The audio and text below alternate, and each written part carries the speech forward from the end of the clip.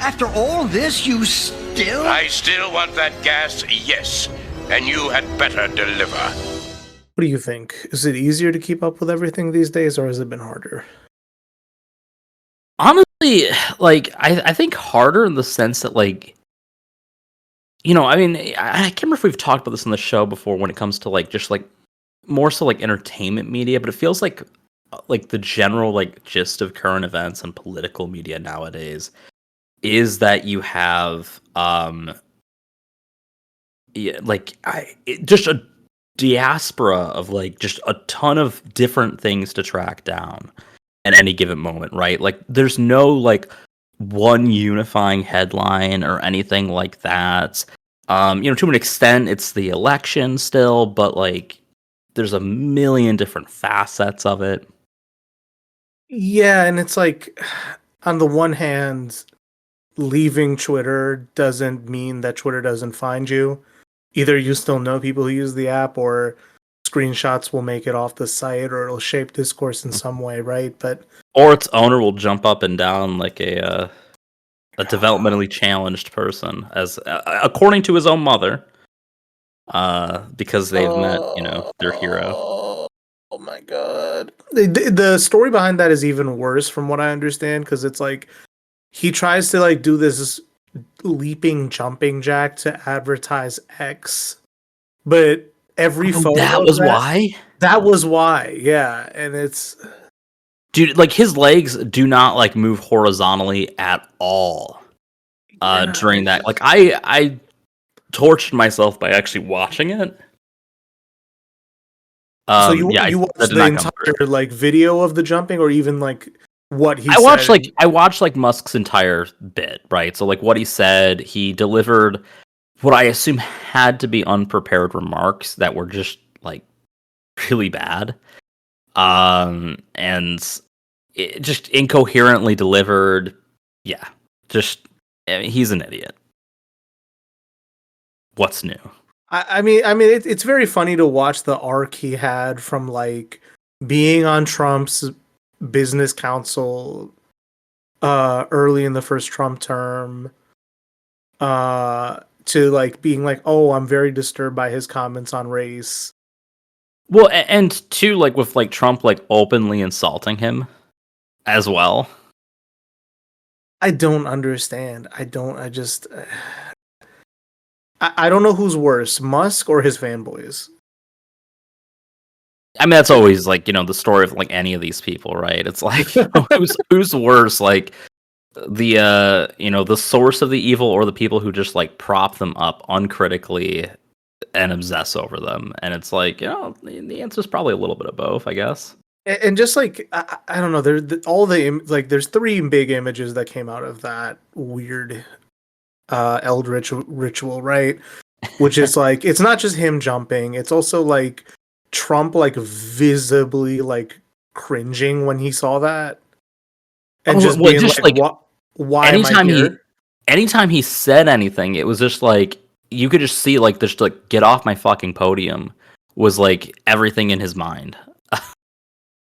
God. And then like just that unnerving picture of like him shaking Trump's hand, and the camera is like zoomed in on him, and he has this like just satisfied smug grin, and he looks like a ghoul. It's giving like Grima Wormtongue.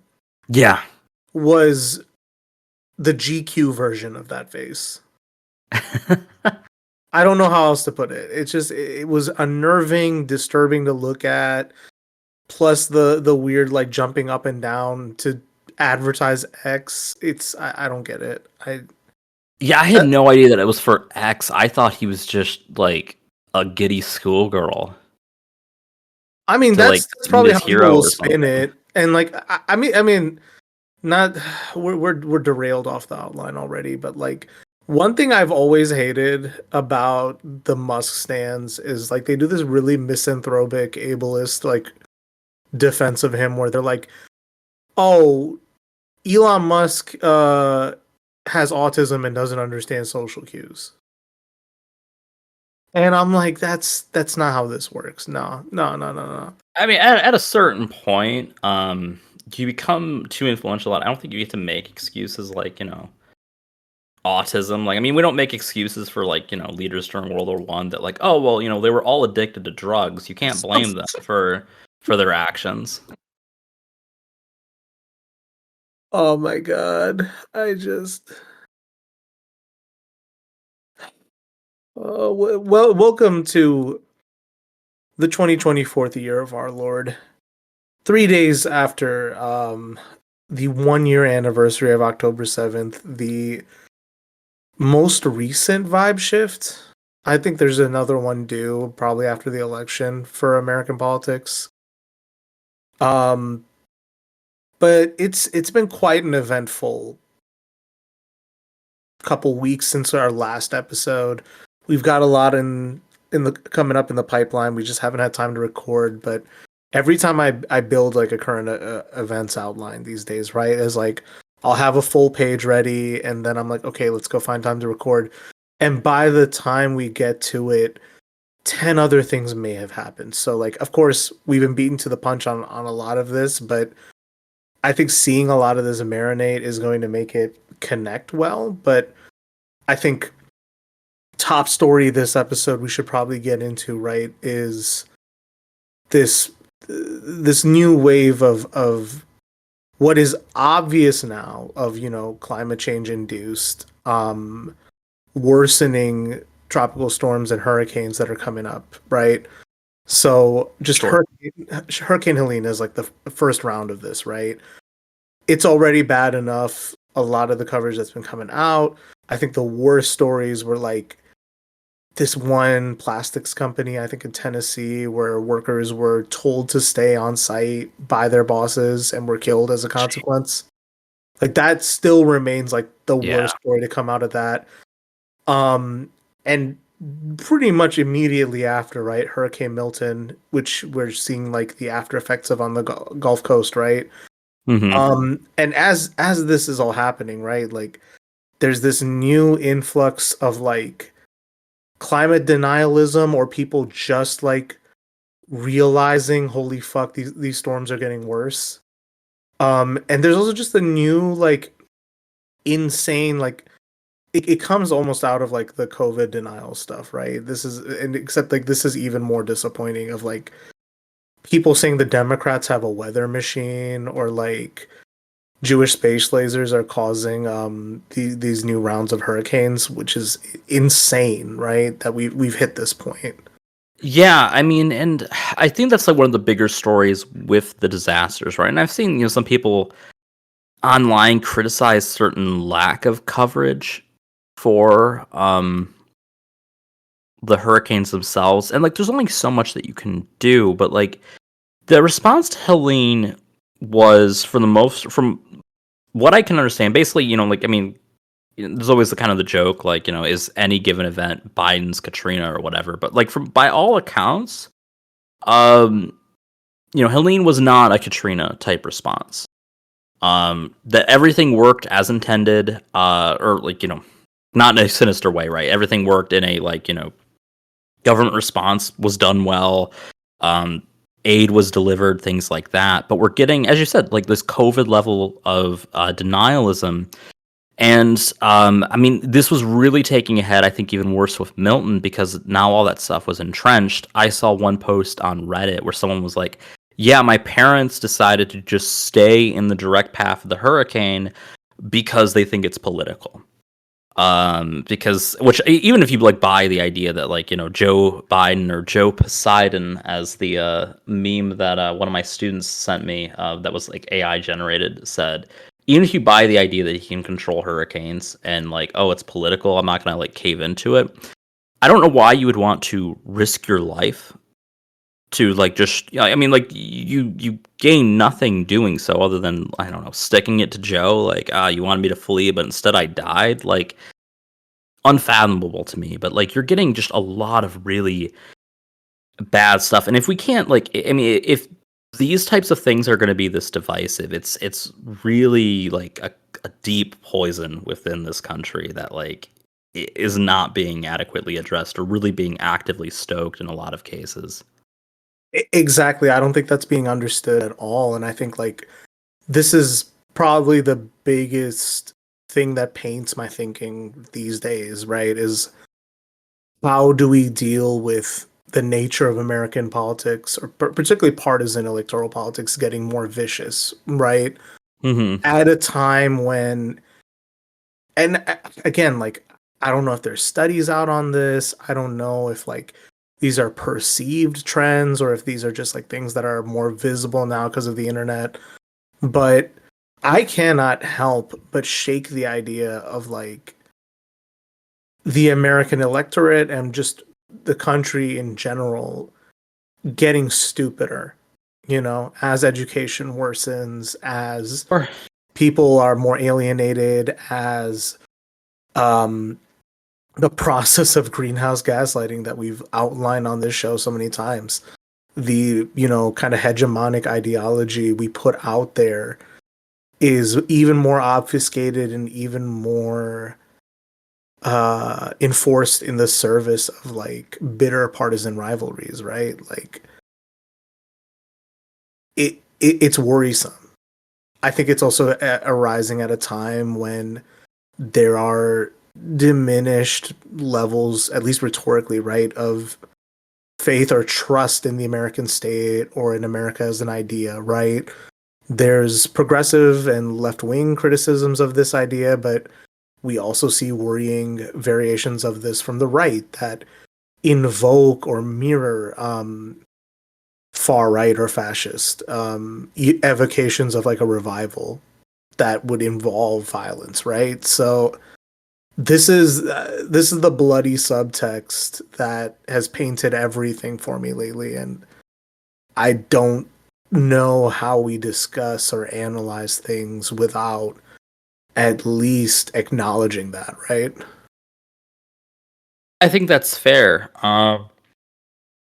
In a lot of ways. And it's and there's always been like this kind of long ongoing criticism or thought about what does like which of these messages is really kind of coming through when it comes to sort of governmental critique and whatnot. And I mean, I think the fact of the matter is like a lot of these right wing ones have just really been taking off for a really long time, but like there's just so much fuel to the fire. Like, and it's like we talked about this with COVID, where like there's hundreds of legitimate criticisms to have about like the medical industry in this country, and kind of like internationally as well, how things are done, issues to have with policies tied to the creation of the vaccines and everything too.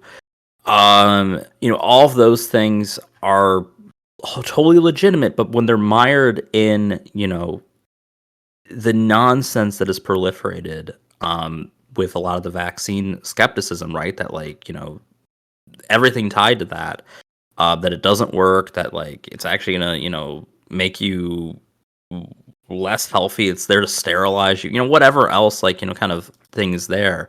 And like if the idea that if you get vaccinated or if you mask up, that you're like some sheep who probably just deserves to die from COVID instead, which is a view held by a lot of people in this country, sadly. The fact that like that's being extended into like just every other realm, right? Like I can understand if you don't necessarily blame climate change for the hurricane, right? Or the both hurricanes. I can understand that, but to be like, oh well, actually, these are created by machines. If you don't believe that's true, then like you're actually evil, and people should act against you. And I mean, there was reports about like meteorologists getting like death threats from people Right. because they're reporting the weather, just trying to tell you like, hey, yeah, like stay out of like the hurricane's path and stuff like that.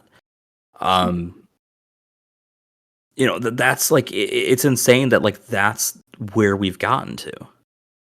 Exactly. I don't know what has caused American political thought or just popular views on the subject, right, to get this in the reads of like escapist or fantastical thinking. I know we have something in the works about the John Birch Society, and I think there's an extended discussion to be had about this kind of crusade against an evil force, combined with like resorting to fear of the other, combined with xenophobia or racism, and combined with like just wild conspiracy theories, right? Mm-hmm. And this is something that like I've also had to meditate on, right? Where it's just like, how do you reconcile justified suspicion against um trying to be in the real world, trying to engage with what already exists? And you have to have like complex, nuanced, systems oriented thought that can accommodate multiple things to be true and multiple things to be false at the same time, right? Rather than escapist thinking. And I just think that as society tends away from embracing complexity, like complexity is just something that people are unable to embrace these days, it seems, at least. Maybe that's just kind of part and parcel if there's the general like anti-intellectualism too. I think that's fair. I think that's very fair, right? And it's worrisome, right? Because I think everyone is kind of pushed at an interpersonal level, right, to seek out very simple sloganeering type solutions to their problems. And politics in America seems to capitalize on that these days in a way that's very worrisome. And I don't know what that bodes for society. I don't know. Yeah, and I mean, I know, like, and to be fair, I mean, there's a lot of negative connotation when it comes to that. But when Hillary Clinton, of all people, said that whole comment about re-educating people, which again, obviously has a lot of negative connotations with that term or phrase. But like on some level, you kind of do have to like, there's some reckoning that really needs to be done when it comes to like the fact that you have people who are kind of disenfranchised to just like reject like the social contract as a whole. Right. So I mean, you take that element and then you combine that with, again, this is just another point off the outline, but I think this is just another complication, right? So meteorologists are already predicting another hurricane on the way. Mm. I think any successful response is either downplayed or getting minimized, and also there's just a lot of this just happened, right? Like we're still seeing the stories break out, right? But I think this big item that came out that is, I'd say, I haven't been able to look into this as much, or I haven't been able to see the discourse around it. It's just interesting to observe is this report that there was a $9 billion shortage at FEMA the same day that aid towards Israel is authorized. I'm not sure how the accounting works on that. I can't like do the congressional reporting on that. Well, and the FEMA stuff too has been the source of a lot of conspiracism too, because Ever since Katrina, right? Well, actually, those stories are like probably from the Birchers. I think is the origins of the FEMA conspiracies. Well, I mean, like, there's recent ones where, like, the idea that, like, the reason FEMA has a shortfall has been that, like, it was, like, money was used to, like, fund, like, for migrants and stuff like that. Which has been insane. Yeah, it like, totally insane, totally baseless. It's more, cats and dogs bullshit, that just isn't true. But, maybe you're right. Maybe that it does, like, tie into, like, the idea of, like, the Bircher conspiracies with that. It's just sort of the modern equivalent with FEMA. But yeah, I mean, like you're right. There is that like deep contrast where it's like, why are we like, just from a base level, like funding Israel, like without getting into its actions, right? When it's like the dollar amount can also cover seemingly the dollar amount that is needed to domestically. Right. It's just it's definitely one of those things that it raises enough eyebrows. It's there's been some takes on that I haven't appreciated from like anti-Semites or from just the of course like bizarro online people shouldn't be taken seriously.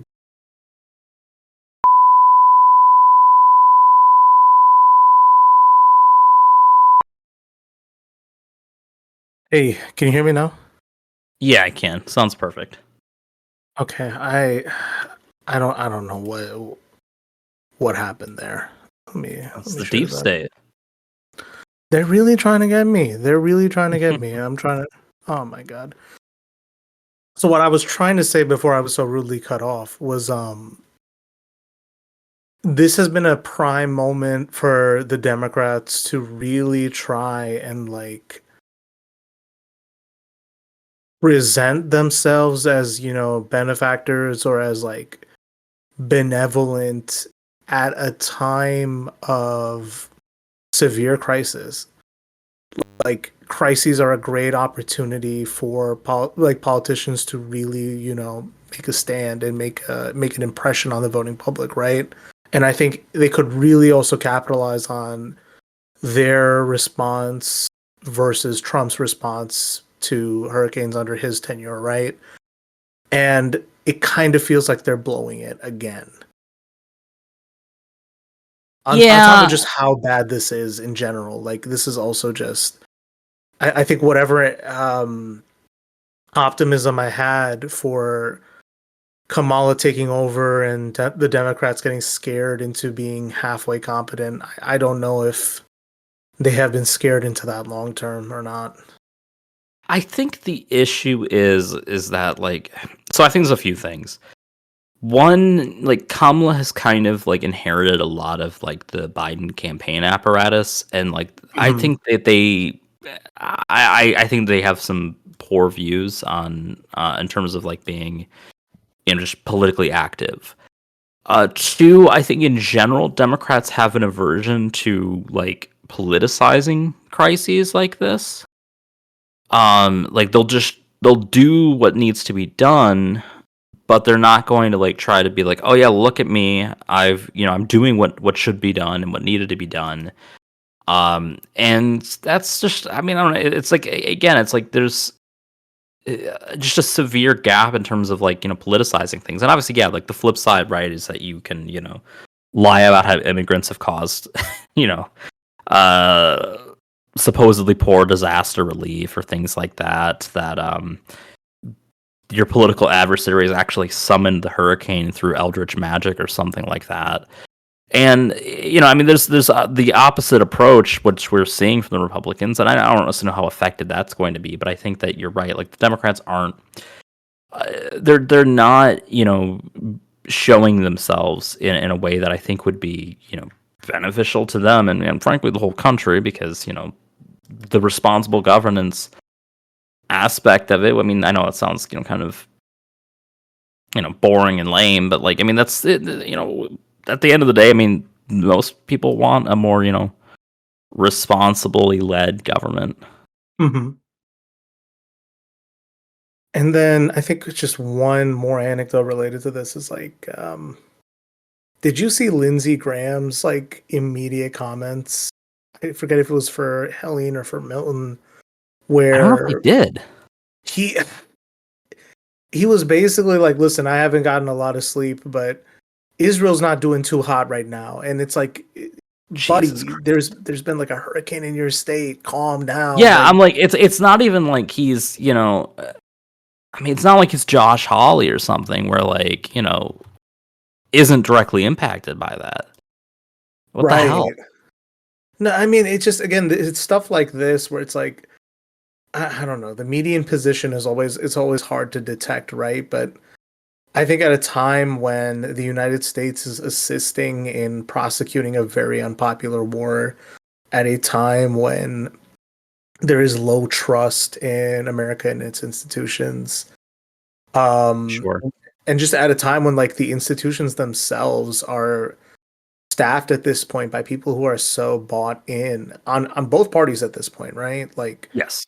the Democrats are guilty of this on their side, and the Republicans, especially now, are so inside baseball that like they can't even pretend to have a populist bend outside of like the most internet addled or like talk radio like addicted like of their base, right? It's become this game of like hyper targeting a specific subset of dude instead of like traditional political like coalitions and stuff.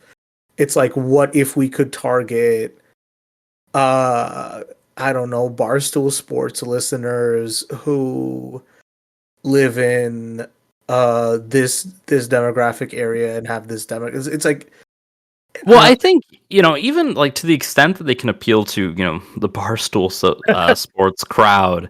Like, no, I know like it sounds like ridiculous, but I mean, like, I think there's aspects that they can get at that like white male demographic, ostensibly what the Barstool sports demographic is, with certain things. Like I saw, like, I mean, not a whole lot of hay has been made of this, but I saw there was a little bit of a push recently for the fact that like Project 2025 wants to ban pornography. And it's like, my god, yeah. Like, I mean, like, this seems like, I mean, I don't know if you've seen it. The Ohio last year, they put out, I think it was last year, might have been the cycle before that. They put out a ad for like when they were doing their like weird ballot proposal to prevent a future ballot proposal legalizing abortion on the ballot. And they had like the ad where they have like, like this couple like getting it on, and then like this Republican's there is like, oh, you can't use the condom, like I've taken that away from you. And it's like, God. I'm like, do like something like that where it's like, like, yeah, like this is how creepy it is. I mean, not that like, I mean, like, pornography is like one of those things that like, kind of, as the old adage goes.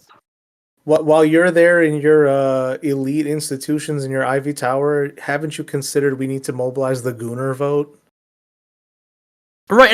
I get, like, I mean, I don't know if we need like Harris walls for porn as like a particular campaign thing, but like, oh my god, it's like one of those things where like I get no one wants to talk about it in the sense that like, no one wants to talk about their their porn habits or whatever, but like you also don't want anyone to do anything to it, right? Like it's like one of those things, like it's seen and not heard by you within the context of your home, and not by maybe your personal FBI agent is seeing the stuff that you're doing, but for the most part, as long as you're not doing anything harmful and type in the terms of the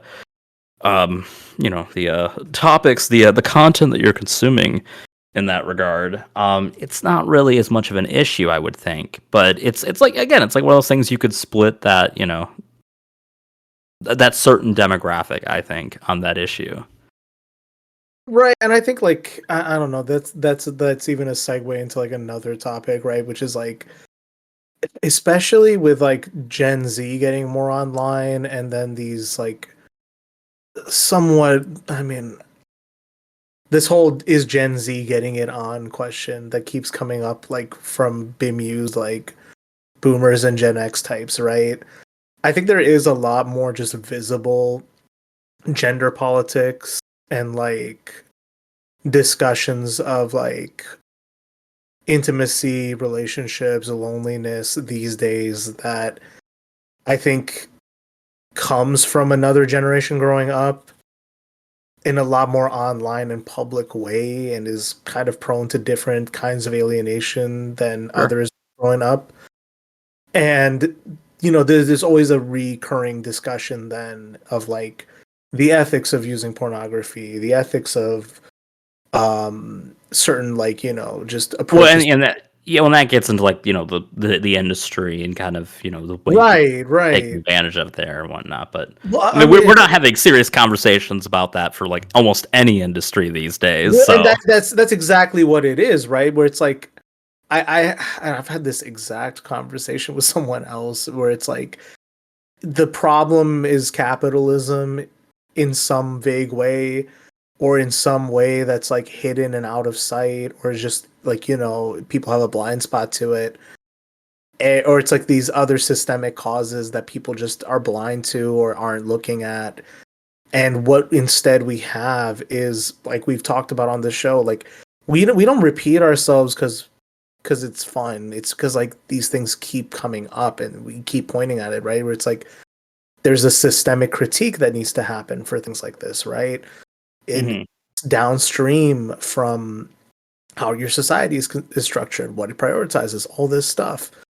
And instead, what we get is like culture war diatribes, and you have the liberal hegemonic answer and you have the conservative hegemonic answer. And the conservative hegemonic answer is just, I think it's like it's going back to the same thing you were saying, right? Where it's like what it's almost implying kind of begs a restructuring, if not a rejection of the social contract at some point.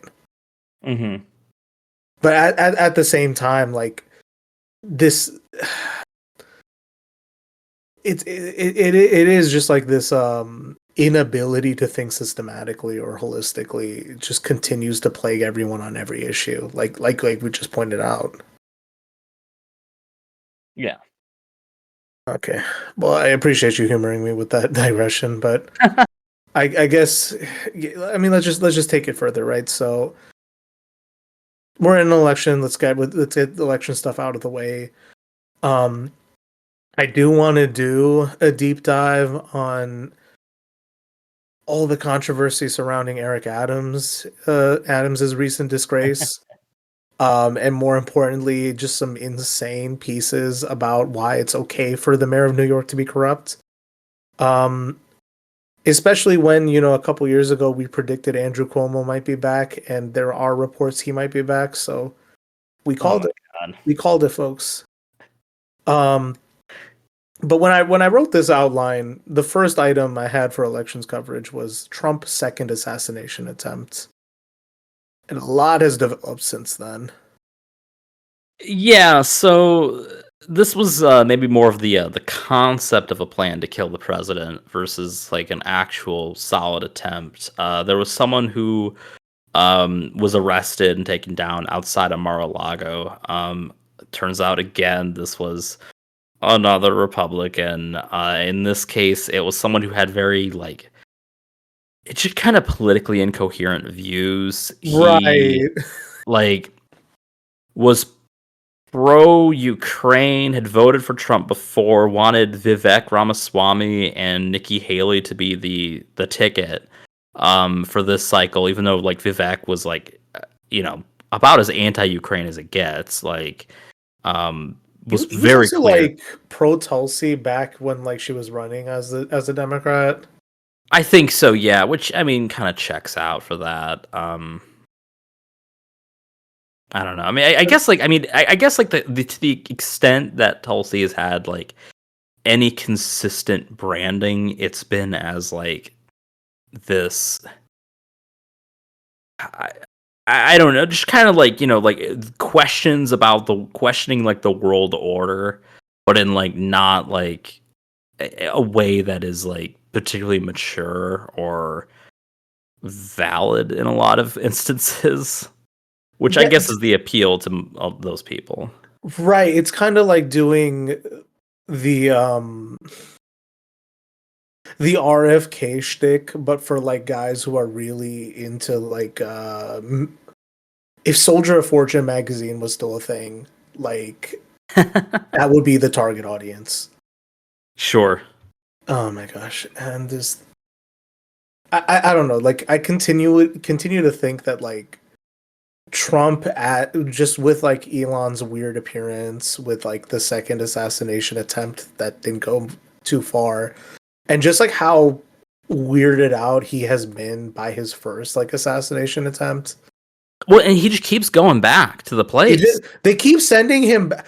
I mean, the Musk thing happened there, right? Yeah, that was there. That was where the first one was. They keep doing this to him, and it's just I keep getting the sense that Trump himself would enjoy beating Kamala, but does not want to be president again. And it's just hoping he can get out of it somehow. I think that's like a fair, like, little bit of armchair psychology. I kind of agree. He doesn't want to lose, but he also doesn't really want like to deal with it. Yeah. Yeah, and just seeing some of like his policy proposals too. I mean, like they're getting like increasingly outlandish. Like there was one today. I don't know if you saw it, where removing income tax on Americans, quote unquote, living abroad. Which, like, I'm like, okay, so this is going to be basically, instead of like an offshore bank account, you're just gonna like buy a home in another country as a billionaire and just be like, yeah, this is actually my primary residence. Oh, they doing manifest. Oh, so all the passport bros are gonna do manifest destiny. That's what we got again. Oh no. Yeah, maybe, because I mean, I don't like. I mean, I'm like, like who else would like be someone that like lives abroad? Like soldiers, like that's about it. Like I can't think of who else. Whereas, again, like if you're rich enough, you could just say like, oh yeah, well actually this is my residence in Sicily or wherever. Like, but I'm an American, so like I I get all don't the know. benefits, but I don't have to pay the taxes. The really paranoid thought I get about stuff like that is like people who are kind of able to just escape natural disaster just in the nick of time because they have the wealth or Sure. they have the ability to travel on a dime, right? Yeah, That's like the prime beneficiary of something like this, or like that too. again, just like the trend of like sex tourism in like Southeast Asia and like stuff like that, Sure. right? Like it's or even just like I don't know, there was a big discourse like not too long ago, right? Of like people just packing up, going to places like Bali, right? Or Mhm. in Guatemala or El Salvador, where they'll just buy up land and like get the locals to like run around after them Sure. and kind of just abuse the power of the dollar on like these impoverished areas, right? Like something about it does not sit well with me. Something about it feels exploitative, and I don't think people will understand that for a while. Yeah, I think that's fair.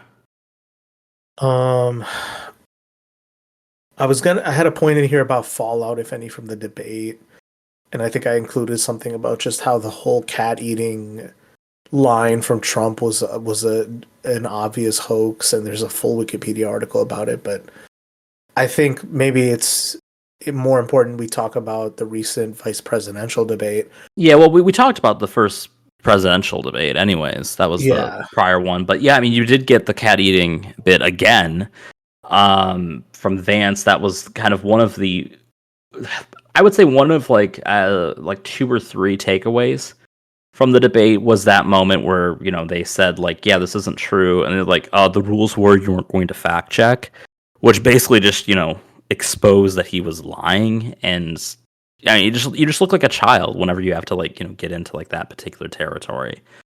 um and again, it's kind of weird, like because I mean we encountered that in college with like a lot of the college Republicans too.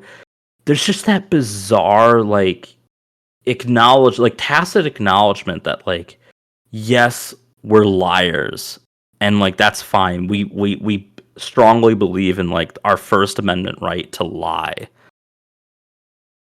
yeah, and it's like on the one hand, like when they talk about this in like interpersonal relationships or dynamics, right, is like if someone is just incapable of being honest with you or telling the truth, like that's where you kind of have to pick up your ball and leave, right? Right. But in the context of like particularly like liberal democracy, right, where good faith is not just assumed, it's like a predicate for proper discourse and function of government, right? Like Hmm. it's unnerving. It's unnerving. Like how are you supposed to get anything done when like someone can be obstinate for 24 hours at a time and can lie through their like it just Yeah. we already talked about this in the George Santos episode, right? But it's like more and more the Republican Party is selecting for this type of person, and you can I mean argue to the same extent in the Democratic Party, right? Where it's like the system rewards bagmen who can say what is expected of them to be said and not the right thing to say, right? Sure. But I think again, just with Vance in particular, it just reads as like just growing up, you ever have that experience like this one kid who's like, this is how you fight, and like they do this like really stupid move, you counter it, and like, no, you can't fight like that. And like that just came off in like his weird like, you guys said you weren't going to fact check like statement, right? Where it reads as like so like I don't know. It's like it just gives like the young Duke's like nepotistic son who like is next in line and like just seems like feckless, right?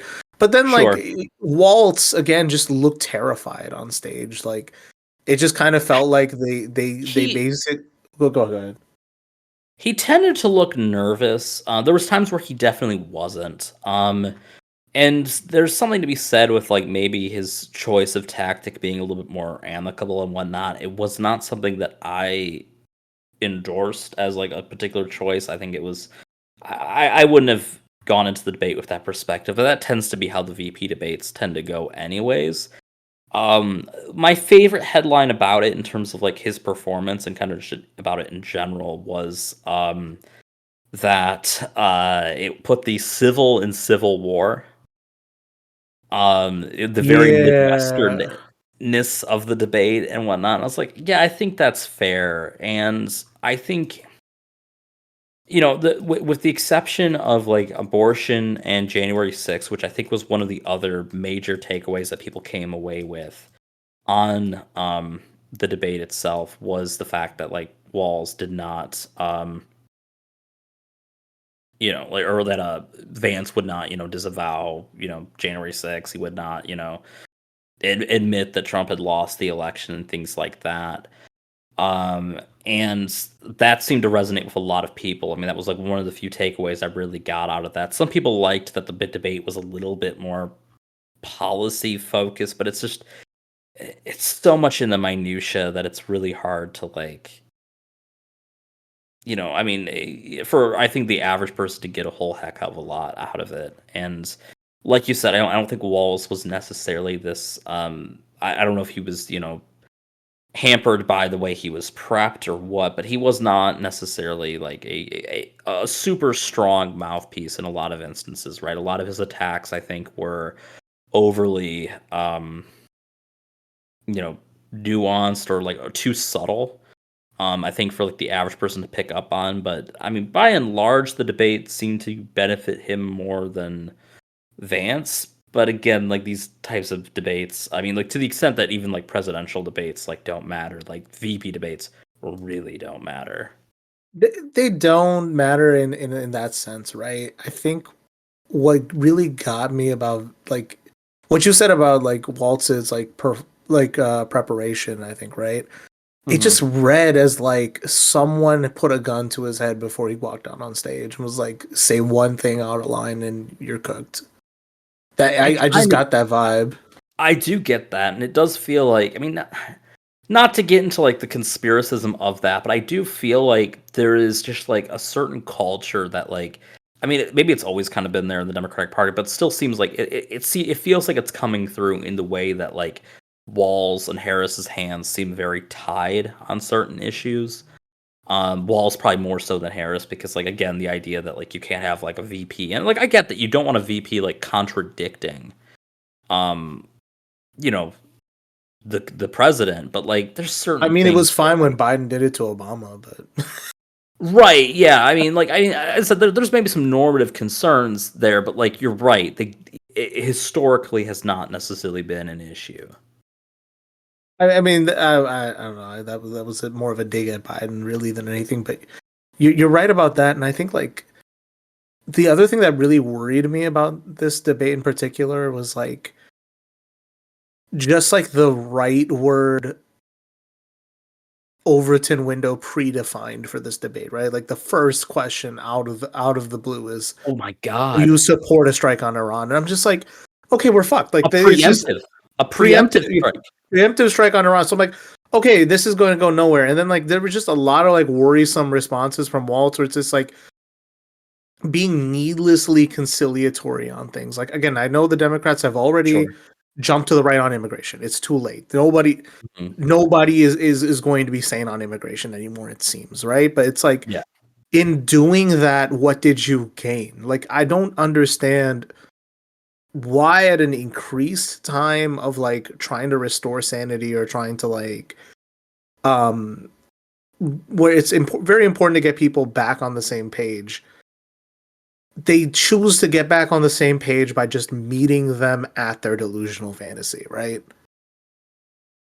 Yeah, and like I mean maybe it's the delusional fantasy of like an earlier time, but it's still a delusional fantasy. Right, and it's like especially like when you compare it to like the right of the yesteryears. Not that I have any fond desires or memories of the Reagan or Bush senior years, right? But or like even the Bush Jr. years. Or even Bush Jr., right? But it's like this degree of like hostile xenophobia was not at all mainstream in the American right. I wouldn't say that the American right was ever friendly or amenable to immigrants, right? But like just as a baseline, right? And I this is going to feed into the next point, anyways, right? Where it's like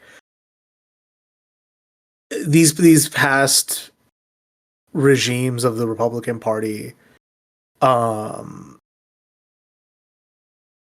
were grounded in ways that just like Trump has enabled the lunatics to run the asylum in a way, right? And we'll probably get into that in our discussion on Bircherism, right? But like the Bircher virus in the American conservative movement, right? Like is also another like hub of this anti-immigration sentiment, and like for that to just become like the driving animus of the Republican Party, right?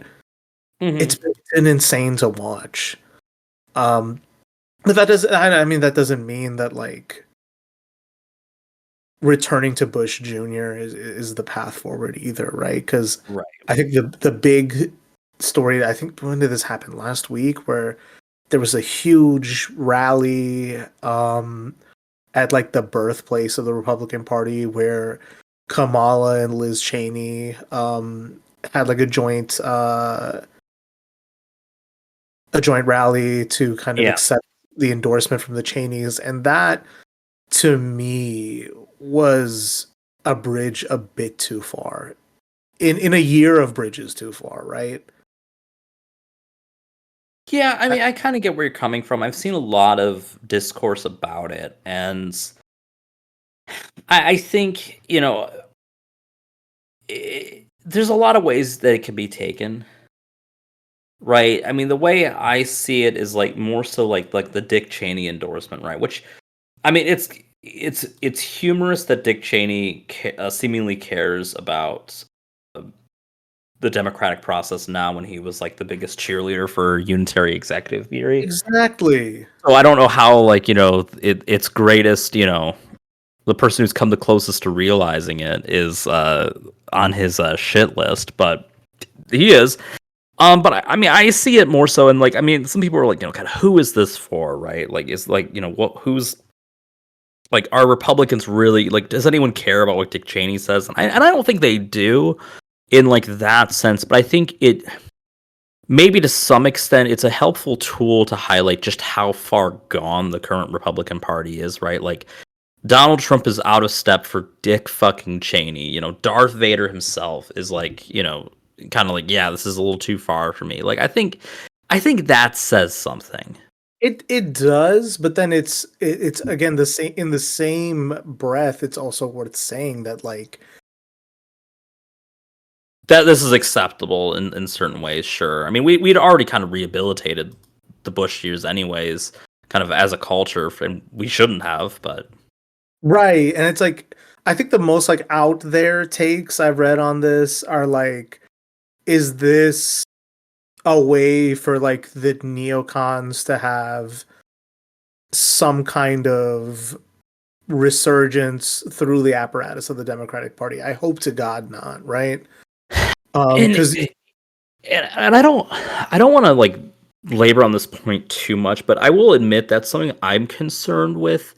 But it's kind of in the sense that I feel like progressives are kind of conceding that ground in some ways. Like, I think there's so much of like disgust, and there's some of it's warranted, right? I mean, I'm not trying to say that it's not warranted to have issues with the Democratic Party and be disgusted by, frankly, some of their policies and whatnot. But I kind of wonder if, like, the more you have, like, especially online leftists, gravitating towards, away from like the Democratic Party, trying to go toward, encourage like third party support and whatnot, like the Democratic Party's response to sort of maybe try to grab these neocons, like, are we conceding ground that like is going to matter post election? Assuming that it, like, if Harris wins, like, does that put us in a bad space to actually like have leverage over the administration and whatnot? and again, that's always stuff worth considering, right? It's just I think that is the question. Who is this for? Who does this benefit, right? And I think there has been just over the past 2 presidential terms, right? The Democratic Party has been making big overtures to the right and try to, like, in an attempt to present itself as an ideological big tent, lurch rightward. And I think, like, it's we've already talked about how, like, the whatever you can consider the left in the United States is kind of beholden to the Democratic Party at this point in one way or the other, right? It's kind of done that at their expense. And I'm not gonna get too hard into like the should you vote, should you not discourse. But what I will just reiterate is something we've talked on the program about already, which is alienated constituencies remember, Yeah, and I think that's I don't fair. and I don't think the Democratic Party understands like the full cost of what will happen if America has 2 right-wing parties, right? We're kind of seeing that with Israel. We're seeing that around the world where like entire parliamentary systems just shift to the right, and it has disaster. I think France is probably one of the best illustrations of it. Oh my Just God, yeah. with like the left getting, the plurality of the seats, but yet, Macron's looking to, form a coalition with the right, which was like the worst case scenario was that they won the election. They didn't, but like, let's still maybe give them the W anyways. But yeah, and like I was gonna say too, like, I mean, I would say, like, I mean, there was definitely the overtures to the right in like the Biden campaign, but I did feel like the way he governed largely didn't throw them a whole lot of bones. Right? I mean, you've had a lot of strong appointees, and again, like, I mean, like NLRB and stuff like that, the National Labor Relations Board, that stuff never, like, makes the headlines or whatever. But Right. those are things that, like, there were quiet but substantive gains that Republicans weren't happy with to the extent that they were aware of them.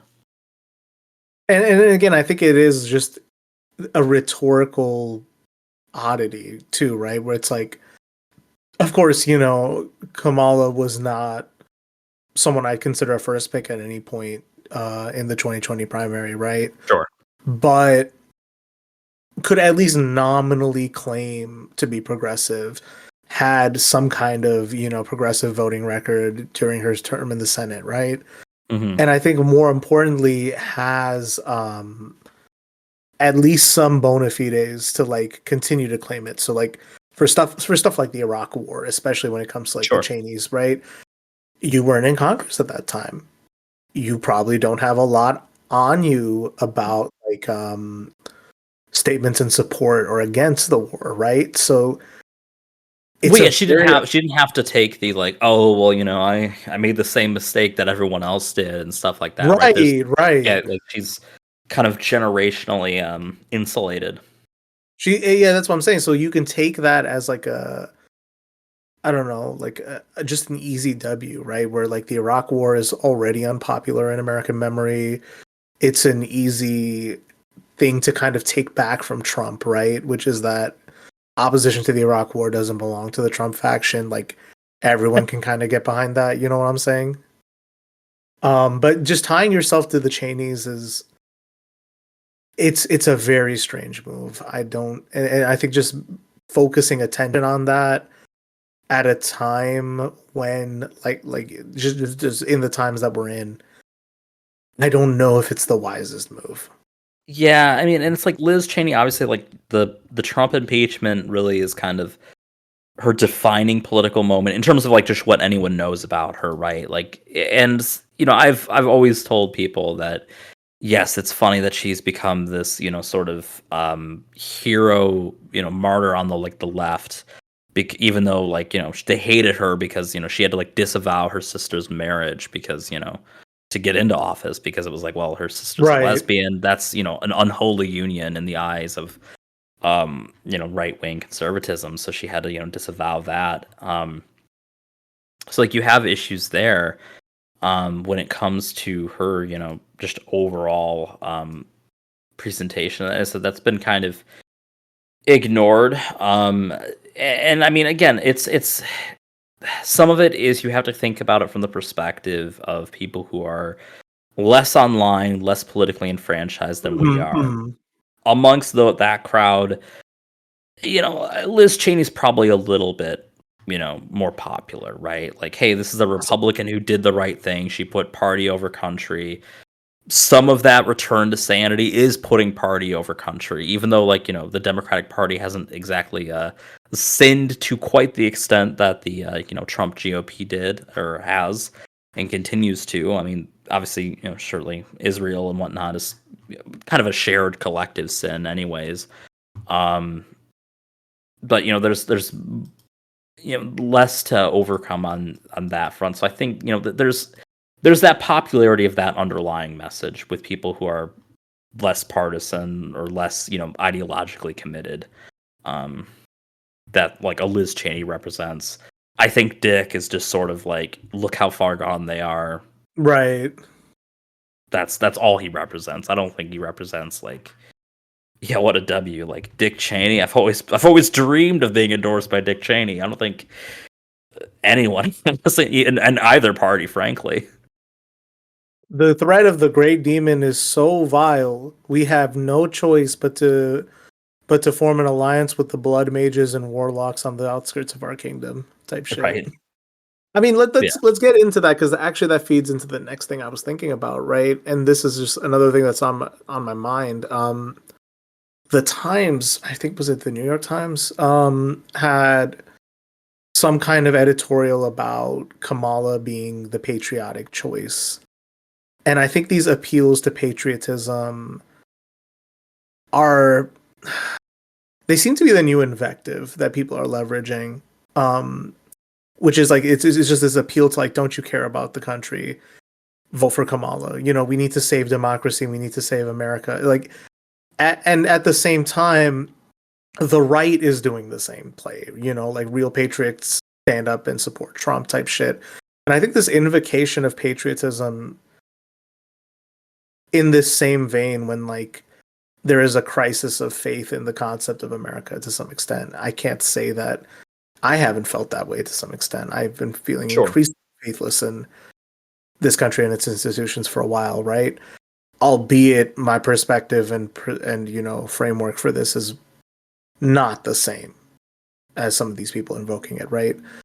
I think like there's this desperation, like I think you said this idea of like people putting country over party is such a powerful narrative fantasy that people can project onto elected officials, right?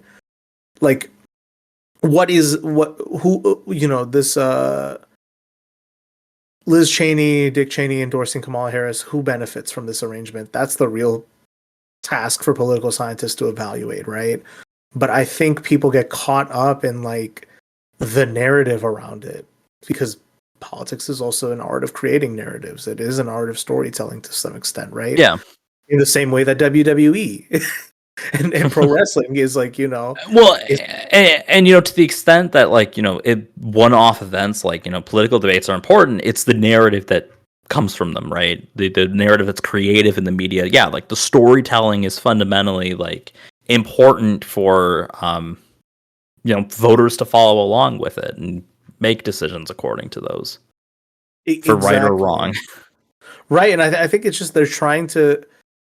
I don't have any concrete evidence to support me on this, right? But I am curious, like how many people really care about this storytelling right now, and how many people are sold out on it. How many people don't care? How many people are retelling the same story fantastically one way or the other, right? Because I think the right lives in its own world of stories. I mean, QAnon was literally a story they told themselves that Sure, Trump is fighting evil in like this Manichean sense. You have just the memification of Democratic politicians where they kind of have to embody these like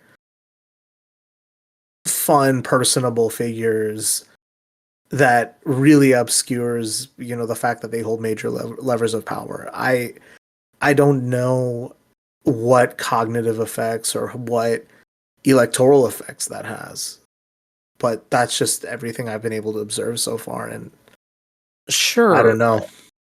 And I kind of wanted to raise attention to this because I think like it has been a major theme in this cycle that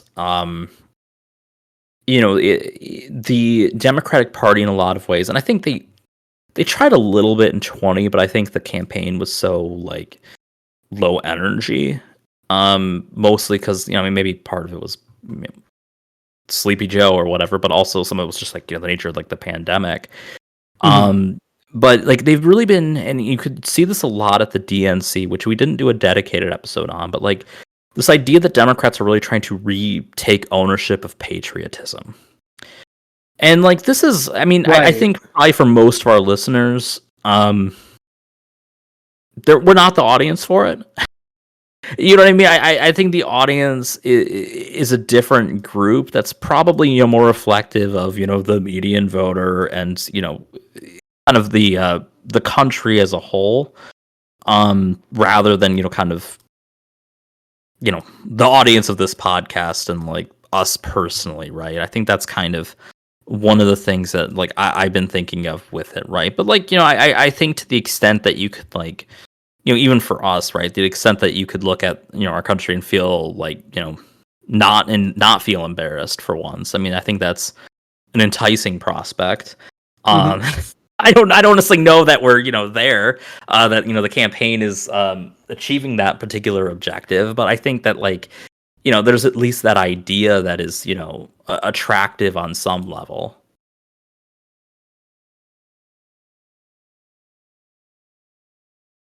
As you said that, I just saw a cat walk past my window. Oh my god. I mean that's what you're definitely onto it, right? Where it's I think like these very real desires, like I wouldn't call them libidinal desires, right? Like you want a functioning state. You want the social contract to be restored and functional in some extent. You don't want crises every month, but those continue to be the new normal, and the current state of American politics are it just leads to this increased level of chaos, right? And I think like it just creates among especially like people who aren't party apparatchiks, who are just like kind of loyal, right?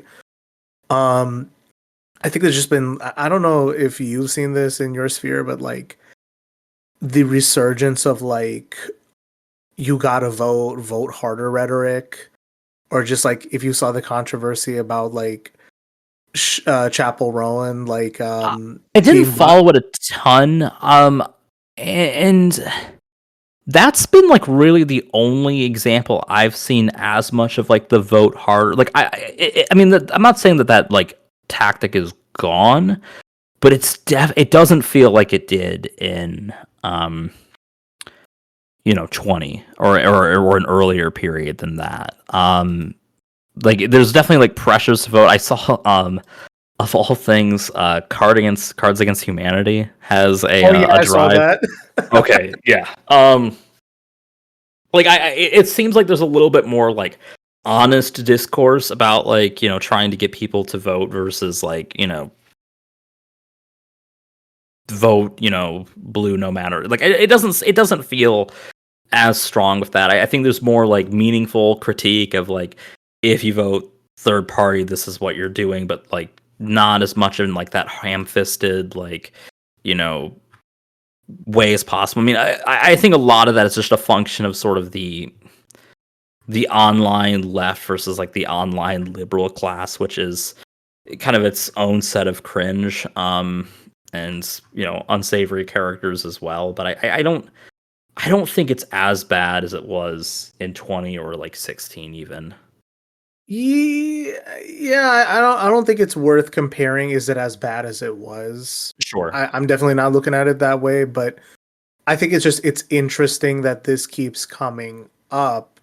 I think we talked again about like civic religion a lot on the program, and just how like voting is like, I mean, I don't know, it has the same significance to American liberals as like confession does to Catholics, right? Like it feels like it is this singular totalizing act that like refusing to do it makes you a pariah in some way, right?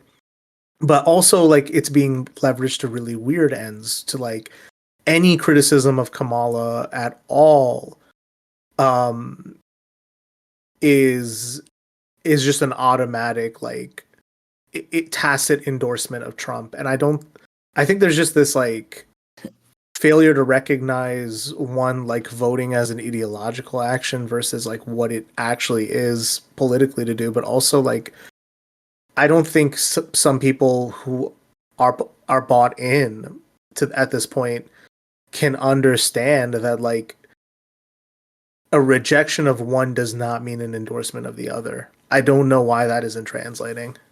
I mean, I think some of it, honestly, like maybe this is too charitable. I don't know. Some of it, I think, is rooted in just like fear of like the results, right? That like because like what like and again it kind of relates to what we said about like civic religion with voting is so important, but like it's like the only thing you can do. And I was gonna call you out, and I think it was before we started recording the show where you're like things are gonna die down after the election, and I was like, wow, like way to just way to like cave into like the civic religion, right? You voted and then you're done for the next 4 years or 2 years. But that was more of a joke, but right. I think like it's I'm trying to think of how to put it. Like I think there's just so much anxiety that's been there for like the past 3 elections at this point, or at least the past 2, right? I mean, I think 2016 was treated as kind of like in the bag for by most people, and that was a major driver of the outcome in a lot of ways. But I think the past 2 cycles, it's just so much nerve wracking that like I think some people like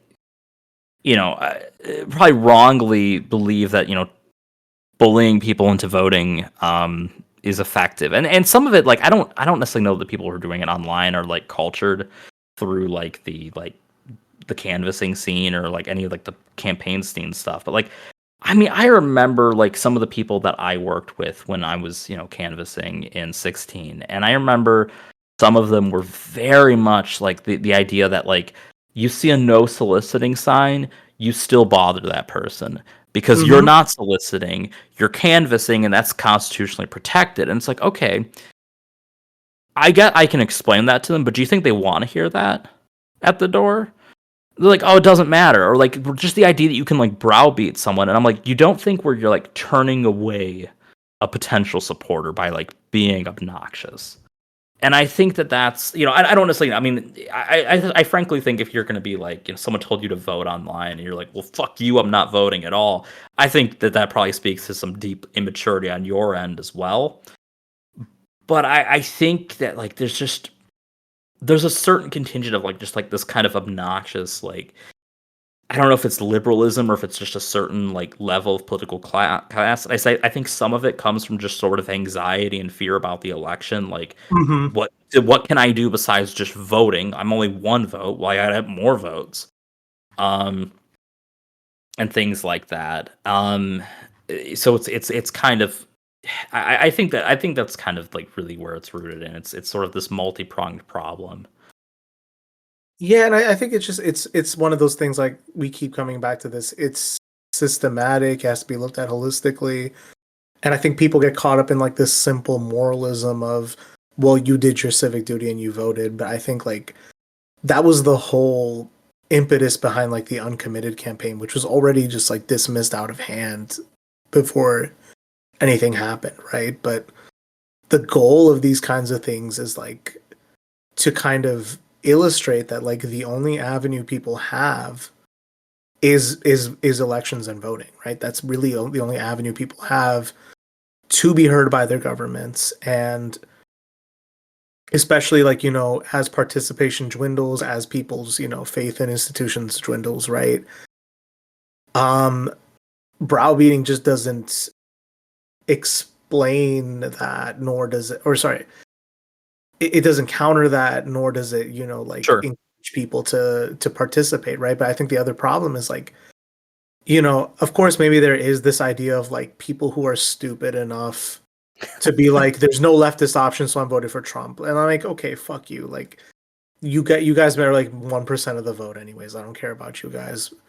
I mean that's fair, right? They're not, and I think I'm really sick of the accelerationist, perspective and stuff like that. Like, I mean, it's like how often do you need to be like proven wrong? Like, oh, this time he'll actually just like cause a collapse of the state. I mean, just all these people talking loudly. First of all, I'm like, you guys aren't even going to the polls. Why are you talking? That's my first like suspicion. Sure. But then the other thing is just like, I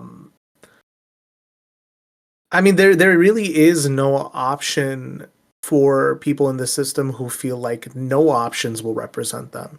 If the whole idea is like you vote based on your principles, you vote according to your conscience, and you go after people who you support, well, what do you do when no options there?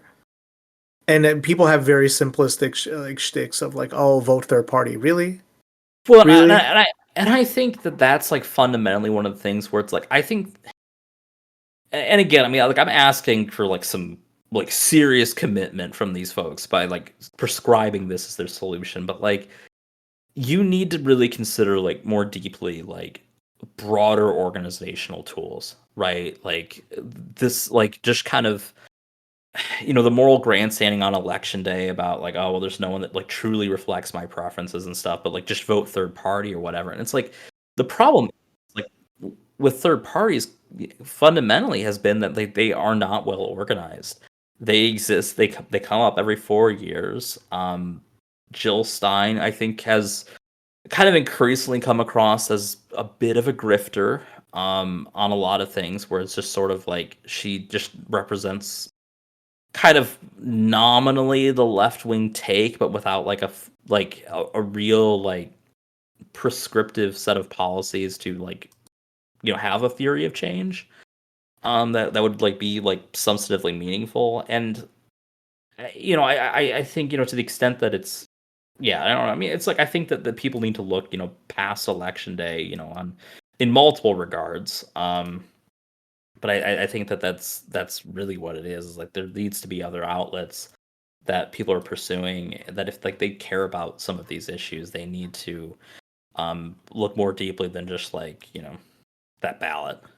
Oh, exactly. And I mean, it's again like I saw a Libertarian Party ad before this, and they were playing the same like neither party represents me, so I'm picking. I'm like, fuck you guys. Like you do the same song and dance every 4 years, but I mean, I think like there's also just a lot of like just moralistic existential like critique and self-critique about whether or not someone should vote.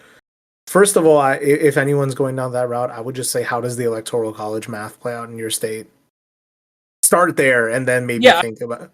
Yeah, like I mean, is your vote like going to matter in a fundamental way. Right. And I think that's like another fair thing where it's like, I think, if something like the Electoral College affects your presidential vote, maybe focus on things down ballot. Maybe focus on state and local elections. Maybe that's where your vote does count more, where your say does matter more. I'd say focus on that if that's how you feel.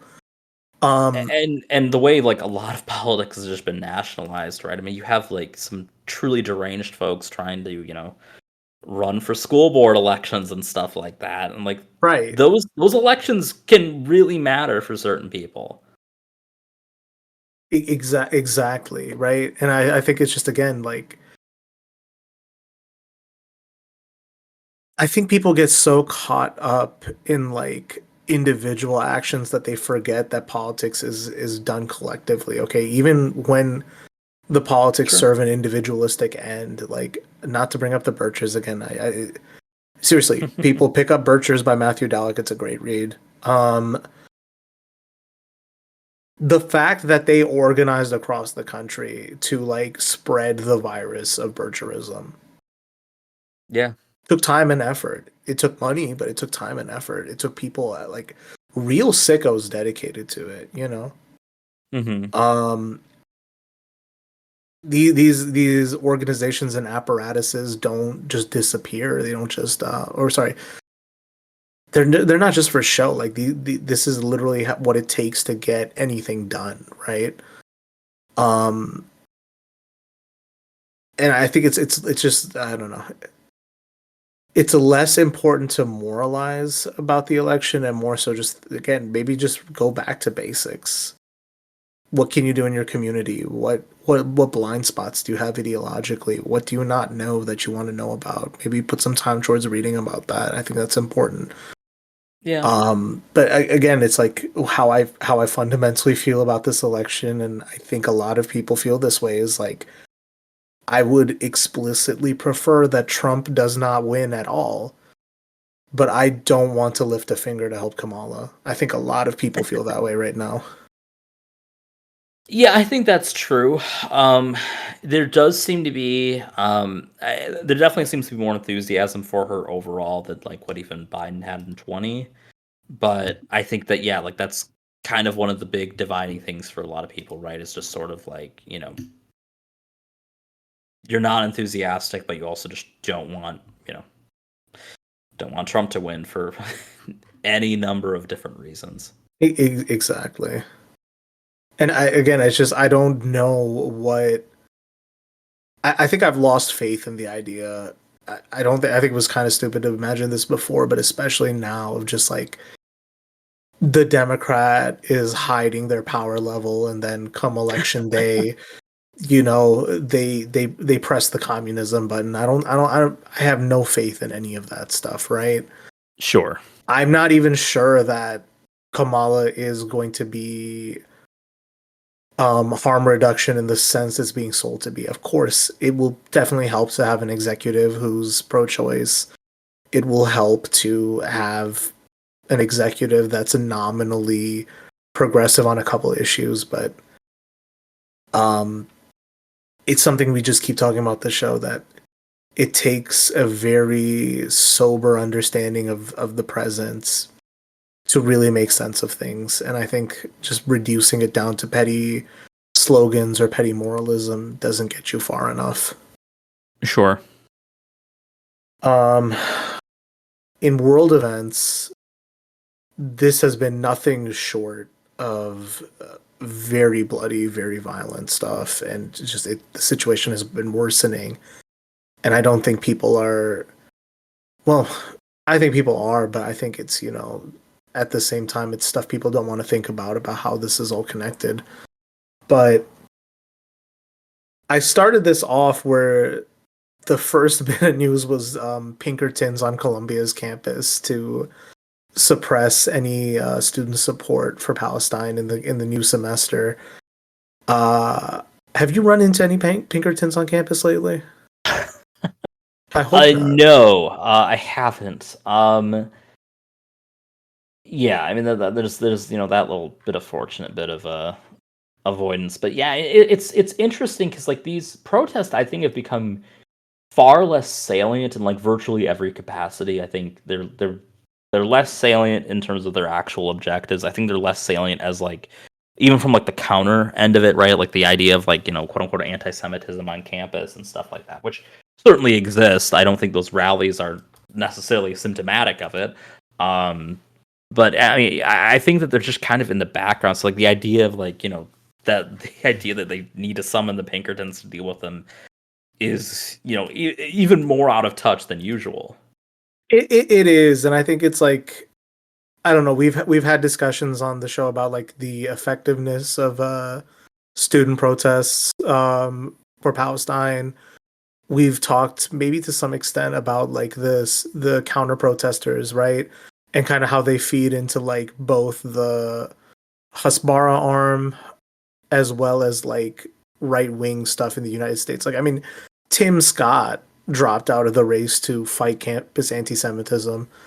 And one thing I will say is, yeah, there probably is anti-Semitism on campus, but it kind of, isn't coming from the students supporting Palestine, because I think something that gets underreported is the significant number of like Jewish Americans like at these protests in support of Palestine, right? That's just something that gets conveniently left out because it's a problem for Hasbarists. Yeah, and I mentioned to you before, I recently went to an event on campus for like understanding the Jewish vote and whatnot, and yeah. It's broadly true that American Jews are, broadly speaking, sympathetic to the Palestinians. And that they are emotionally attached to Israel in a lot of ways, but they're not, they're not like a lot of the ways that we hear this stuff talked about just isn't reflective of their actual like preferences, right? It's tied more so to the preferences of the evangelicals and groups like that more than anything else. Exactly. Yeah, I mean, you want to fight campus anti-Semitism, maybe look at your college Republican chapter. Just start there. Right. But yeah, I think there was that, and then coming up on that was the targeted explosions of pagers in Lebanon as hostilities were emerging between Israel and Lebanon. And I think there's been enough reporting on that at this point. One thing that I think was interesting was Israelis were kind of pushing to blame it on Taiwan, and Taiwan immediately was like, no, they sabotaged our shit. What are you talking about? With, I think, one CEO saying he wanted to sue Israel, and I think that was just like unnerving, the level to think about, like someone's electronics furnished for export could be modified after the point of, either before the point of sale or after.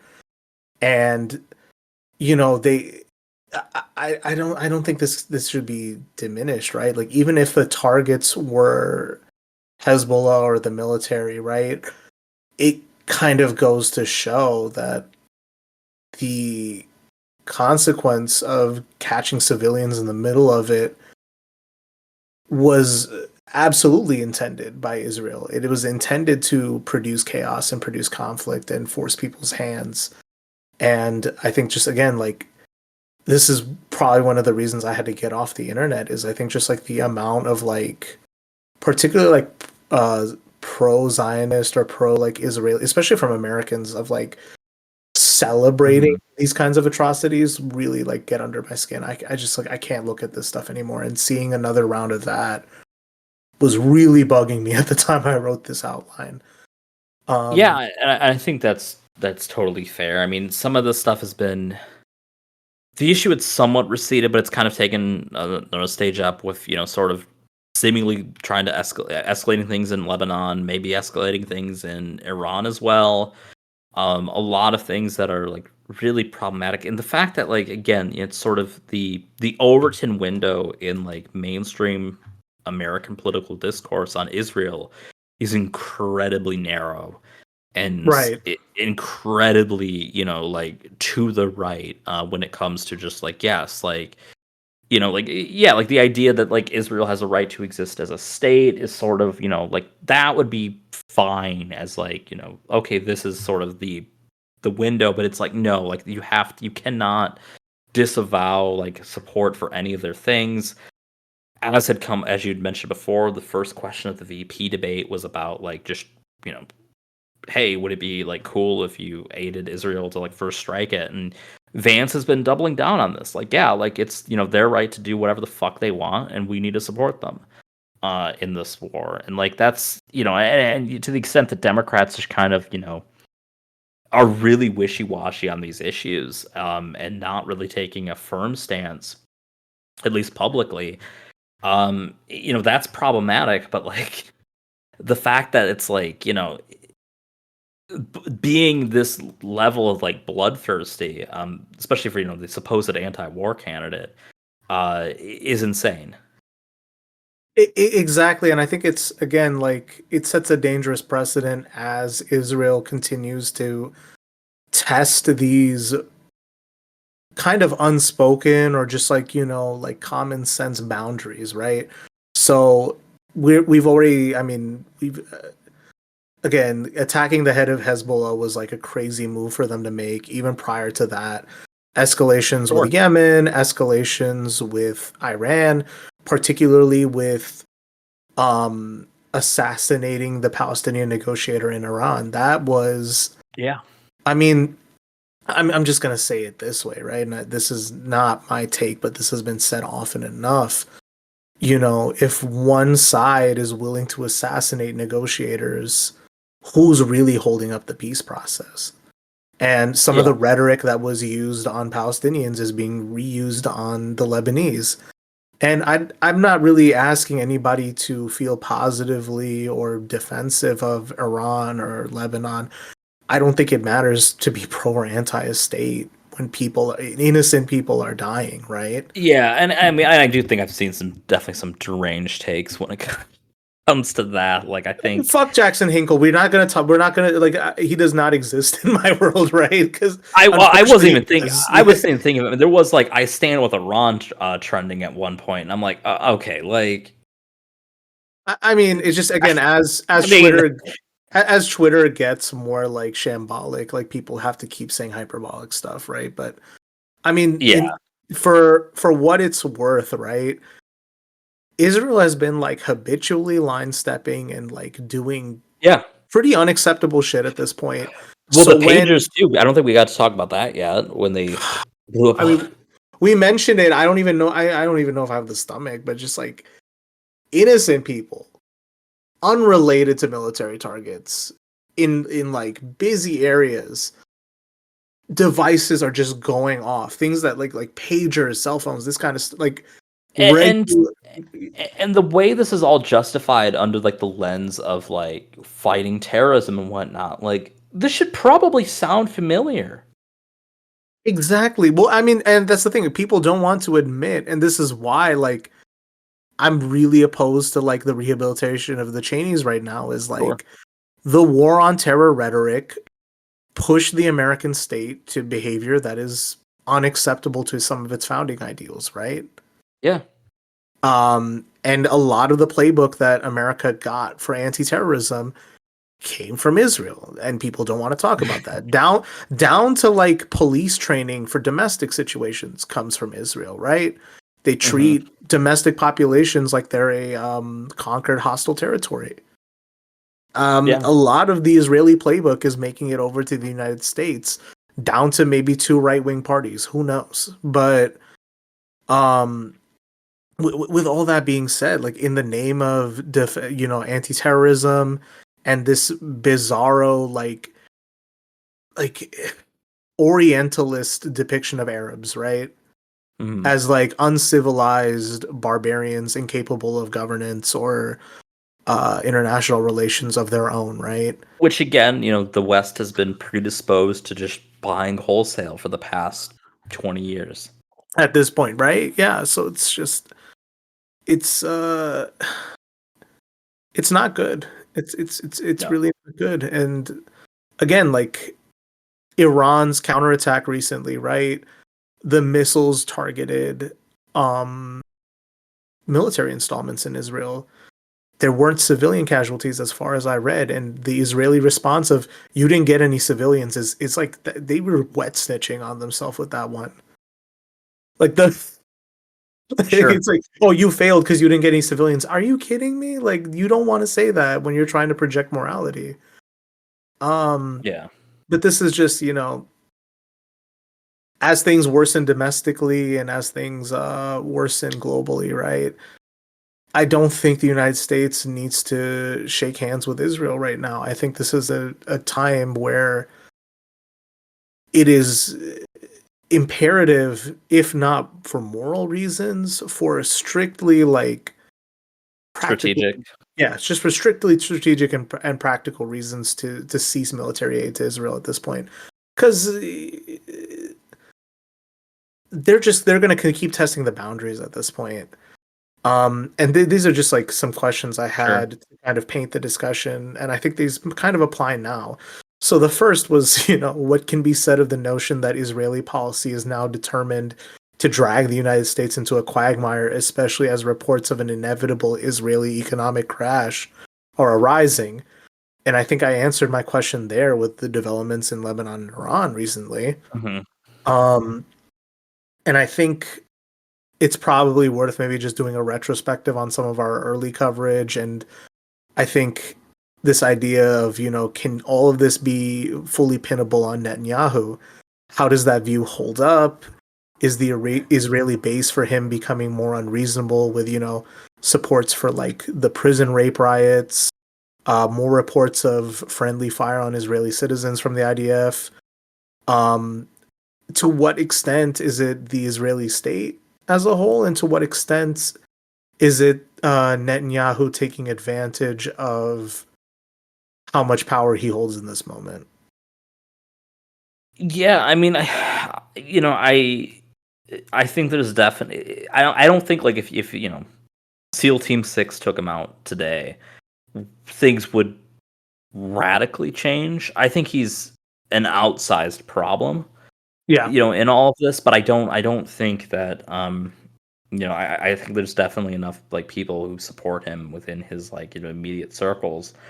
But you are seeing there are factions there that are dividing things, and I think part of the issue too is kind of when it comes to West. I mean, obviously they're kind of part of the quote unquote Western world, but like coverage here and in Europe as well is that like the idea of there being like any level of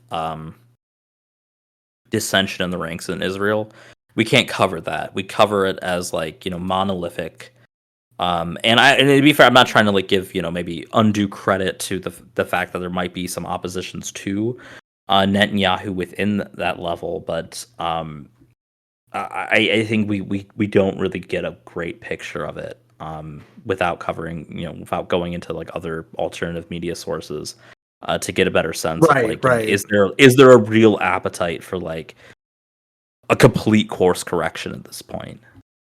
Yeah, I mean, especially like, and like a lot of the protests too there have been kind of rooted in more so like kind of the hostage deal and stuff like that. I don't know if it's just the extent to which they have actual skin in the game, and again like Israel has killed a lot of the hostages themselves with their military campaigns. So, again, I don't know to the extent to which that's going to, cause a difference in terms of their actual approach to the broader conflict. Exactly. And I mean, again, there were reports that like the families of the hostages wanted a deal as soon as it happened, but yeah, it's I don't know, like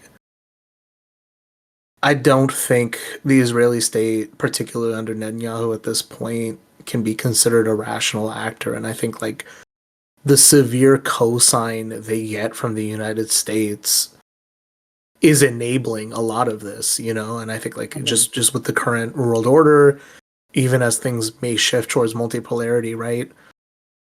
I think Israel is taking the just the sheer amount of aid it gets from the United States, along with the rhetorical support from Blinken, Biden, Kamala, and others, even Trump, they're kind of hedging their bets on either party just coming out to support them at this point, right? That it's just their free license to do whatever they want at this point, and it's just it's unacceptable to see the ways in which like the Zionist project has very cynically deployed like one of the worst memories in human history to justify doing more of that. The way in which the United States at every turn had chances to back out of this and chose not to. For both, I mean, particularly for Biden to lose a lot of political capital to let this happen, you know, and I think just a lot of bloodshed for things to get this bad, and a responsive strike of missiles gives people a sense that, okay, finally something has happened in response. Like, it had to get this bad for a response to occur, and even then it's lamentable that war breaks out again. Yeah, and I think, you know, one of the things that like is kind of important for us to acknowledge is the fact that like there's, you know, like as horrible as things are, there's not like a magical solution to this. Or like one that's like, you know, like the certain steps can be taken to mitigate future harm, perhaps. But I mean, there's so much that you can't really make up for in their actions, and like to an extent, even with their future actions, the cat's out of the bag on a lot of this. It's just a question of, you know, how much are we going to allow the United States to get sucked into just some really horrible strategic misplays. Exactly, and I think again, it should be the directive of the United States at this point to, because again, it's been very easy to make the situation worse. It's been incredibly difficult to improve, but even the middle course of just preventing things from getting worse, it's got to be the first step, you'd reckon, right? Because this is a benefit. I mean, we've talked about the morality of this. We've talked about everything. We've gone even as far as like, you know, every inch of good faith and civil discourse you give to the Israeli position is never met with the same consideration in the opposite direction, right? Yeah. This is a benefit that, I mean, this is an arrangement that no longer benefits the United States. It doesn't. Yeah, it's really hard to see it otherwise. So, and again, it's like this just paints everything back home for us, right? Like, this is happening in the background. People, I mean, you can see it in people's face, right? Like, people feel guilty to like enjoy things. People are like cognizant of this bad stuff happening, and you know, to be honest, like, yeah, it is worth speaking up. It is worth going to a protest. It is worth, like, you know, taking a stand against this stuff. But like we've said earlier, voting is the only means of engaging with this issue that people have. And we've talked about this in the past, where like foreign policy is one of the most opaque and like distanced silos of the United States is state power, right? That everyday citizens just have no say in, basically. And in some way, and it's like in some ways it has to be in like terms of the nuance, but like in the broad strokes of it, right? I think it's unfortunate, like when you have situations like this where you cannot like it's so hard to like really dissect this, right? And it's like there's not, you know, there's not really a solid choice, even third party wise, when it comes to this particular issue. When it comes to any real prescriptive plan to change things. Exactly, and it's like again, it's like I think that's really the only avenue people have had, and I think people are just waiting on other state actors to be the adults in the room at this point, right? And I think there's maybe some level of maybe it's naive optimism that like without the hamstrings of Joe Biden's preferences and the election, and being like not having to be able to wait 4 years, like maybe there could be some structural changes under Kamala, and then that's fundamentally where like the uncommitted movement has that's why they focus their effort on Harris, is that like there's a belief that there's some leverage there, right? Like they know like there's a reason they're not protesting outside of Trump rallies. Like, well, one, Trump has said to kill protesters and beat them up, so maybe not smart to walk into that death trap, but also like they know that there's no leverage there to be exerted. The guy uses Palestinian as a slur to describe people, right? Chuck Schumer of all people is a Palestinian. My God. No, I mean, I think that's the thing, is like it's just it befuddles the mind. I think smarter minds have spoken on this eloquently too, but it just begs the kind of solemn and very depressed like acceptance that this happened.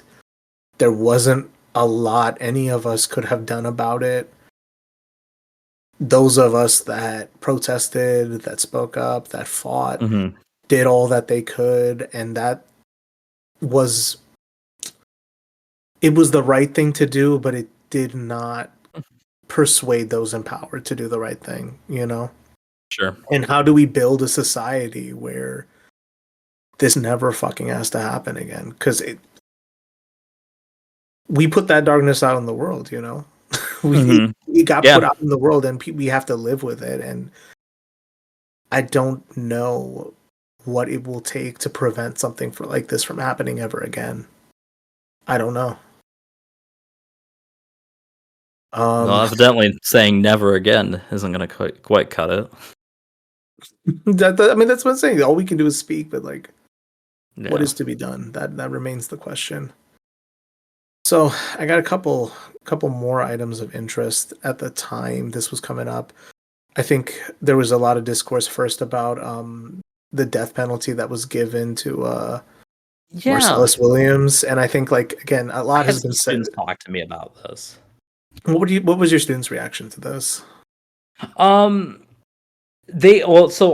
my Intro to American Politics class, I assign a group project, which is to propose an amendment to the Constitution. I had one group that wanted to abolish the death penalty through a constitutional amendment as a result of this directly. So like they weren't happy, but they didn't talk about it a ton, but they very clearly weren't happy with it, and it like sort of just spoke to again like the immorality of this particular system. I think if I'm actually kind of curious. Let's just see. You can comment on that or anything else you were going to say about it. I was going to look up some public opinion on it. I mean, I think a lot of people have spoken on this at this point. I think it was just the kind of thing where like one, the system is staffed with people who knew what to do and didn't prevent it. And the second was just that some of the just like rhetoric and opinions like in support of the execution, even when confronted with some of the facts or some addition, the victim's family, right? Like just doubled down and like they just did the misanthropic American thing of like, fuck them, it doesn't matter, we were right to do it because we're us, that type of shit. And I think like it's just again, it's just one of the peculiarities of our system where like it's the trolley problem the whole way down, except your options are unequivocally to prevent harm and unequivocally to like just do the most harm. That's our justice system at the end of the day, right? And like the fact that this could have been stopped at multiple levels with people who could have soberly looked at this and they chose not to. It's frustrating. I think people talk again about the banality of evil a lot, but I think the cost of resisting evil, even as you hold seats of power, seems to be lower, and yet people don't expend that. I don't know what it is where people just get so bought into things. They let these things happen. Another story local. I got two local stories. I did want to point out with that I looked up it generally it seems like support for the death penalty is falling in the country as a whole.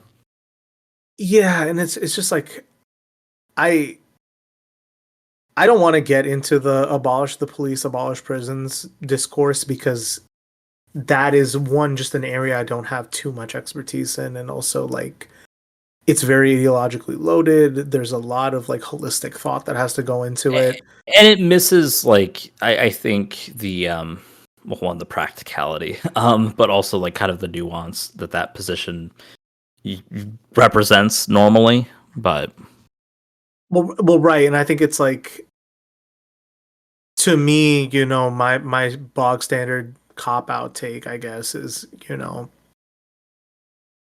the law and the criminal justice system in the United States serves certain ends. It doesn't serve justice writ large. Sure. How do you address that fundamental problem? I think that's the first step in any of that, but it just again, it's like I think the cruelty of the system remains the most shocking aspect, and I think people immediately kind of gut react either in support of or in favor of the cruelty. And I think there's that glib quality of particularly the American right, you know, like what was the really like nasty thing they were saying after like Sandy Hook where it's like your dead kids don't trump my gun rights. Yeah, basically. I mean, and which is, I mean, it's a intrinsic all the way up to the top now, right? I mean, Vance had said like it's just an inconvenient reality we just have to live in. Is that your kids die at schools and shootings? You know, there's a lot of discourse about Hannah Arendt, but like I didn't know that like people were gonna read Eichmann in Jerusalem and be like that Eichmann fella sure had some ideas about living. That's crazy. Right. Anyhow, oh my god. So more local stories. First one I'll get into is Rashida Tlaib again is just the punching bag of the Democratic Party right now in a way she really does not deserve to be. Sure. And in particularly for like a very even keel position on Israel and Palestine. By the way, she's taken very measured and like appropriate stances and statements on any of this. Right? I don't think she said anything controversial. She's been absolutely at least since the river to the sea bit, because obviously that regardless of whether you feel about that clearly was controversial. I mean, but that's what I'm saying. A lot of this controversy gets manufactured, right? Like, first up, you know, Tlaib calls on Blinken to resign immediately. Everyone's like, okay, you're going to listen to this anti-Semite, which was fun. But then another thing, like, there was just, I don't know if we're going to get into all this. There was literally a manufactured controversy between Dana Nessel and Rashida Tlaib that the two of them found themselves caught in, and was like, hey, we didn't start this shit. So just this desire to malign or put words in people's mouth is a recurring Hasbara tactic that we're seeing, and I think it's being deployed against Rashida in a very insidious and unserious way. And I don't like to be a politician defender, but in this particular case, you know, someone speaking in. And even I think the river to the sea comment is defendable. I think that sure the invocation of anti-Semitism on that statement is very cynical in my view, right? I think a little less so than this, but definitely defendable. Definitely defendable. It's But yeah, so like the origin with this controversy. So like she had said, because there was there was a crackdown on protesters at U of M, right. and um, she had made a comment about how that you know is there like kind of systemic bias in like the Justice Department in the state of Michigan, which I mean I can semi understand the leap that was taken here, but the problem was nowhere did she say that, well, because Dana Nessel is Jewish, that this is, the result of it. But of course, CNN gets in on this and right. directly manufactures it as like, oh, is this anti-Semitic to say that because of her Jewish faith that she cannot, prosecute crimes evenly? Which again, that was not the allegation at all. The allegation was that there might be some, Muslim bias, not even necessarily from Nessel, but from, her office more broadly. Right. And I think it's funny that like when they couldn't get that out of Nessel, they even tried to interject Whitmer in the middle of it, and Whitmer Yeah. smartly is like, I'm not getting in the middle of this. Very smart move from Whitmer, but Right. it is just like very disturbing to watch, like not only just like the closing of the Overton window on discourse about Israel's conduct, but anyone who takes any kind of form of resistance. And I'm not even saying like political resistance. I'm just talking about rhetorical, opposition, Sure. right? I think we've been very even-handed on this podcast about how we've covered everything. I don't think we've gone too deep into the reads anywhere we didn't need to. I don't think we had to be conciliatory where we didn't need to be. But I definitely think that, our even-handedness and good faith that you show Israelis and Israel in the October 7th onward has not been rewarded. It has not been given any how do I say this? That is taken for granted, and moreover, it is seen as the bare minimum. You have to basically offer full-throated support at every moment, or you will get roped into some kind of controversy. You will get roped into some kind of like I'm not making the cancel culture case. What I'm talking about Sure. more so about is like very insidious and very cynical deployments of just very again just a very cynical invocation of a very serious charge. But all the fucking Nazis, all the fucking evangelicals, the Republican anti-Semites themselves are never under fire for any of this. No. Just because they nominally support the state of Israel. And I think that's like and even when they don't, right? Even when you have your principled Nazis, they never catch like anywhere near the same level of criticism.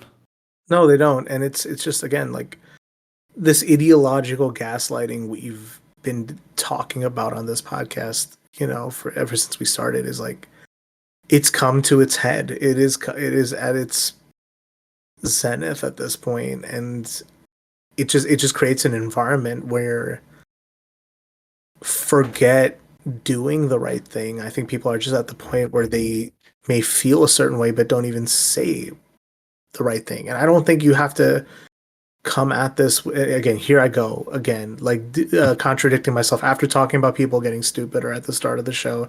Here I am saying you can dumb it down, actually. But it's like again, just like any marginal vague anti-war stance is haram at this point. What do you do? Mm-hmm. What do you do in such an environment? On that point too, right? Michigan Senate election, Slotkin versus Rogers. I didn't tune in for that debate. I didn't either. I didn't know about it till after the fact, and I felt really bad that I didn't. Like, not that like, oh, this would have been like top tier content or whatever, but I feel some moral obligations to have watched it. But I mean, what do you make of the CIA versus FBI election? Because that's what that is. I think it's interesting because, like, I mean, I think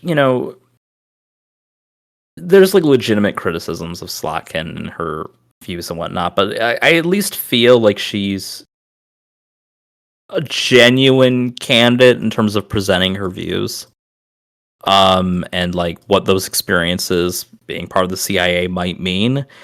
Whereas Rogers is like trying to like fabricate a whole new identity for himself for someone who's been like more or less out of the political game for a decade at this point. He was, absent the entire Trump era. And now he's like kind of coming back, trying to, be more of a Trumpy candidate, but like sort of the like quote unquote responsible version of a Trumpy candidate. And I just don't think it's working. It's such a weird race, and like, I mean, you always get like these kind of carpetbagger type things happening, like when it comes to stuff. But like, he's like, being a decade, not removed from politics, but removed from the state. Like, he didn't even know what Prop 3, our abortion measure, was. I think a lot of that stuff is like, kind of like impacting the race, where you just have a candidate who feels out of touch to the extent that they have a shared intelligence background. It gives you, it shrinks what the choice in the election's really going to come down to, right? Because I think they both have, similar foreign policy views. Rogers is more hawkish, which, I mean, again, like, after you pass a certain degree of that, how much does that matter? Right. I don't know. That's kind of an individual judgment call, but yeah, I mean, to me, it's interesting where it's like both of them being 3-letter agency representatives, right? It is interesting to see two dyed-in-the-wool ideologues of the American state kind of go at it. I've actually met Slotkin, and she's a trip. I'll say that much. Like, very much, like, very excited to shake hands with everybody in the room type of person. I get that impression, and I've heard that from other people who've met her too. Right, and like, I think, like, she was able to play up a kind of personable type of homespun politics because that was her first congressional run. But once you make that jump up to the national stage, I don't know what level you're operating at. I will say that, again, it's like she was kind of more friendly with the corporate wing of the Democratic Party. She was again, the hawkishness does not bode well. But again, just, Rogers, shaking Trump's hand is already like, dead on arrival to me, right? Sure. So I don't know. No good options sometimes. And it wasn't like the primary really gave you a whole lot of alternatives either. No, not really. I mean, Ghanem had no chance. I don't know why they were putting him up like that. Was it Ghanem or was it? Yeah. So it's just like, I'm kind of, I feel safe enough to predict, like, the October surprise of increased hostilities in the Middle East and the hurricane wave. I don't know how that's going to play out nationally, especially when Trump looks like he's about to throw this and Kamala seems to be a little more, inside baseball with some of these campaign choices. However, for the Michigan Senate race, I think it's safe to call it for Slotkin. It'll be a close call, but I think it's safe to call it for Slotkin. I think that might be fair. Yeah, it's there hasn't been like, there's been like one or two polls from like Republican firms that have kind of painted a different outcome, but for the most part, yeah, I mean, I think you're right that it's just that this race feels a little bit more predictable than the national one. Yeah. So I got two final questions, and then maybe we can close out or just get into whatever. So I think I talked about the second one, actually. We've already talked about that. So final question of the show. last episode we were a bit more bullish on Kamala. How are you holding up with that now? In what sense? I don't know. I think at least for me, last episode I was far more confident that Kamala had this in the bag. Right now, I'm not confident at all that it's a sure thing for her. Maybe it's a closer call. I think that's fair. I think it does feel like it's a little bit more of a closer call. I think, honestly, like, it kind of relates to some of the things we've talked about, right? Where I think, maybe to the extent that those October surprises might shake things up, it's honestly like, and again, I mean, her general strategy has been kind of just like let Trump talk and dig his own grave. I would like, a little bit more of a proactive strategy as well. Yeah. To be honest. But to the extent that that might hold up. I mean, again, like if you have a candidate like insisting that like the Democrats have summoned a hurricane to destroy Mar-a-Lago or whatever, I don't even know if Mar-a-Lago was hit. It should have been if it wasn't, but you can't control hurricanes. Contrary to their belief, but like, what I mean, like the idea that like that's the case, like I think like the more like voters see that like this is someone who is, I mean, again, to the extent that this was kind of already known, the more people see just how like cooked he is mentally, I think that's maybe the outcome of this, right? I mean, even on like Israel Iran, like there was that interview where he was talking about the whole thing about like not attacking Iranian nuclear facilities, which aren't necessarily nuclear weapon manufacturing facilities. It's like their energy plants and stuff like that. And he's like, "Oh no, that's got to be the first place you attack." It's the dumbest thing he's ever heard. Like the fact that, and some people still buy the idea that he's a supposedly anti-war candidate, and to the extent that you can like poke holes in like any of those things, I think that there's potentially room for the election being spun that way. But again, I think that the lack of like pro-action, I think, from a lot of the Harris campaign, kind of this milquetoast sort of crowd pleaser type campaign, I don't think is doing her favors, or anyone really any favors. Right. And again, I don't know if that's purely just a consequence of where she's getting her advice from or what, but yeah. I mean, I don't know. Wasn't there that recent piece that she started taking advice from Hillary, and suddenly that's when the Oh list? God. I don't know. If listen, Kamala, if you're listening, you got to get Hill Dog off the payroll. You're getting fleeced. Oh yeah. You're getting fleeced, dog. I ain't gonna hold you. No, yeah, You want, for sure. if you want to take coaching from Michelle, I get it. That makes sense. But Hill Dog, nah, that doesn't make sense. If you're trying to throw it, maybe, but yeah, I hadn't seen that piece. I think it was either a tweet or some article that's like Hillary Clinton is coming to give Kamala guidance and support for the 2024 election. I'm like, so it might have been reframed because I know she's she's on a book tour. She's got books to sell.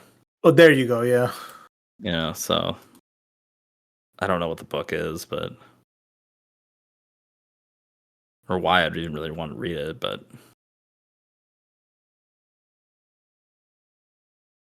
Hillary Clinton on helping a potential President Harris. All hands on deck. Well, maybe some hands don't actually stabilize things.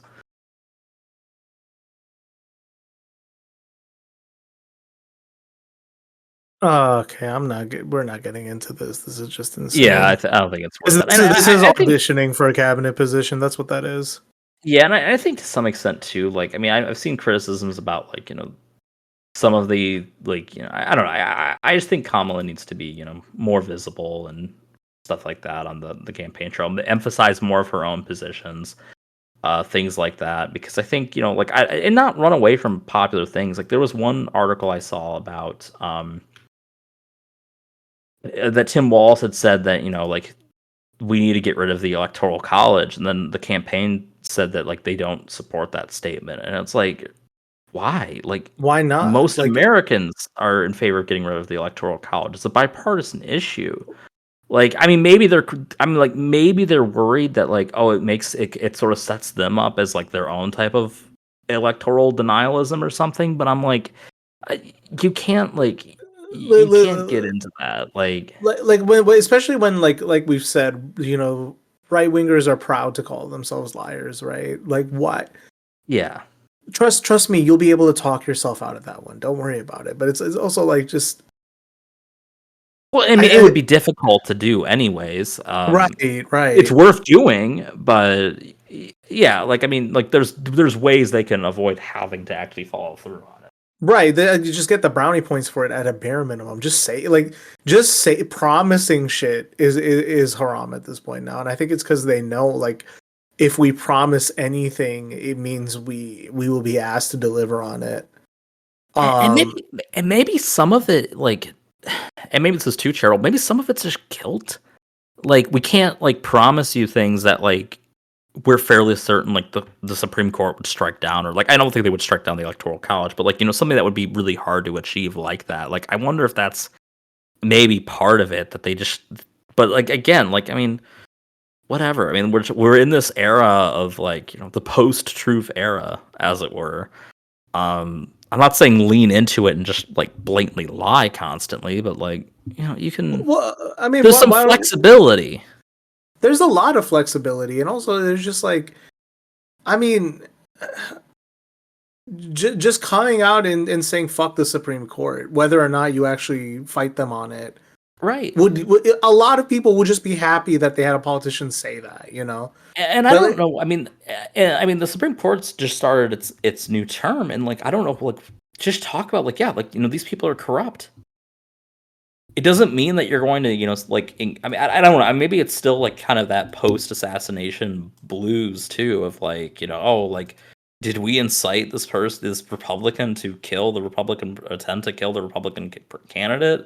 Like, I don't know if some of them still like buy that or not. If and that's what I'm saying is, like, if they buy that, they're cooked. Like, Sure. I'm really going to be honest. It's just like we've done this like analysis time in, time out. You had Jon Stewart and Stephen Colbert hold you at night and cry you to sleep with late night liberal talk shows, right? You have all these things telling you you're not insane for dealing with these people, but like the self gaslighting, the stranglehold that liberal ideology has on these people is, again, it's like, I think it can drive you up the wall to be like, are they like this because they sincerely believe this, or are they like so much the ideology, or if it's just like some level of like some mindset that they feel comes with it? Because it's, I don't think, like, because you have liberal political views, like in like the classical liberal sense or whatever, I don't think that necessarily means that you have to like kind of, self-flagellate yourself in quite this way. No, you don't at all. And I think it's like, again, just like, what's wrong with a little gangsterism, legally speaking, right? Like, what's wrong with, just being a little tough?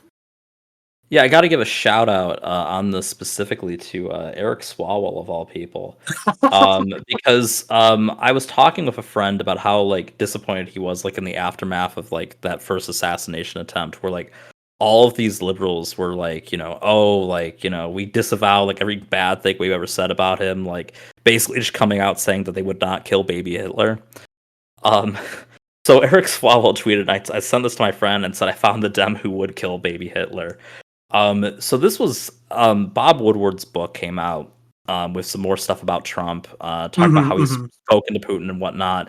And one of the things is that he secretly sent COVID tests to Vladimir Putin. Putin is so funny because like he's like that far right wing, but like he's the only like right winger who takes COVID seriously. Well, I mean, I think a lot of them take it seriously in private. They just don't, He's one of those. He's one of those people who's like, he will only meet you at the end of a long table, kind of, and he'll be masked up. It's crazy, but funny. Funny anyways. So where Swalwell comes into this is he retweeted that story saying, a real American doesn't send Putin COVID test. You send him COVID.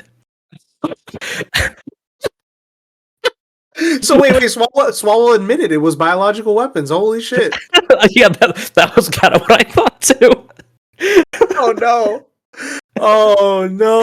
Oh, dude, Dude, he posted it like 2 days ago, and then he retweeted it too. Even though there was no tweets in between it, he's just like, "No, this is like a banger. Gotta pin that." That's what I'm saying. It's like, where were the Biden Sardaukar? You know, Right? Oh We my needed God. we needed the COVID czar to spread it to our enemies.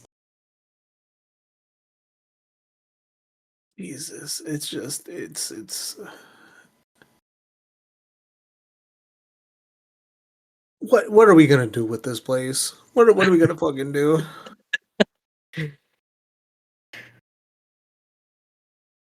Yeah, I guess I don't know. All I'm gonna say is like, reject Haleism. Everyone should reject it. But like, like,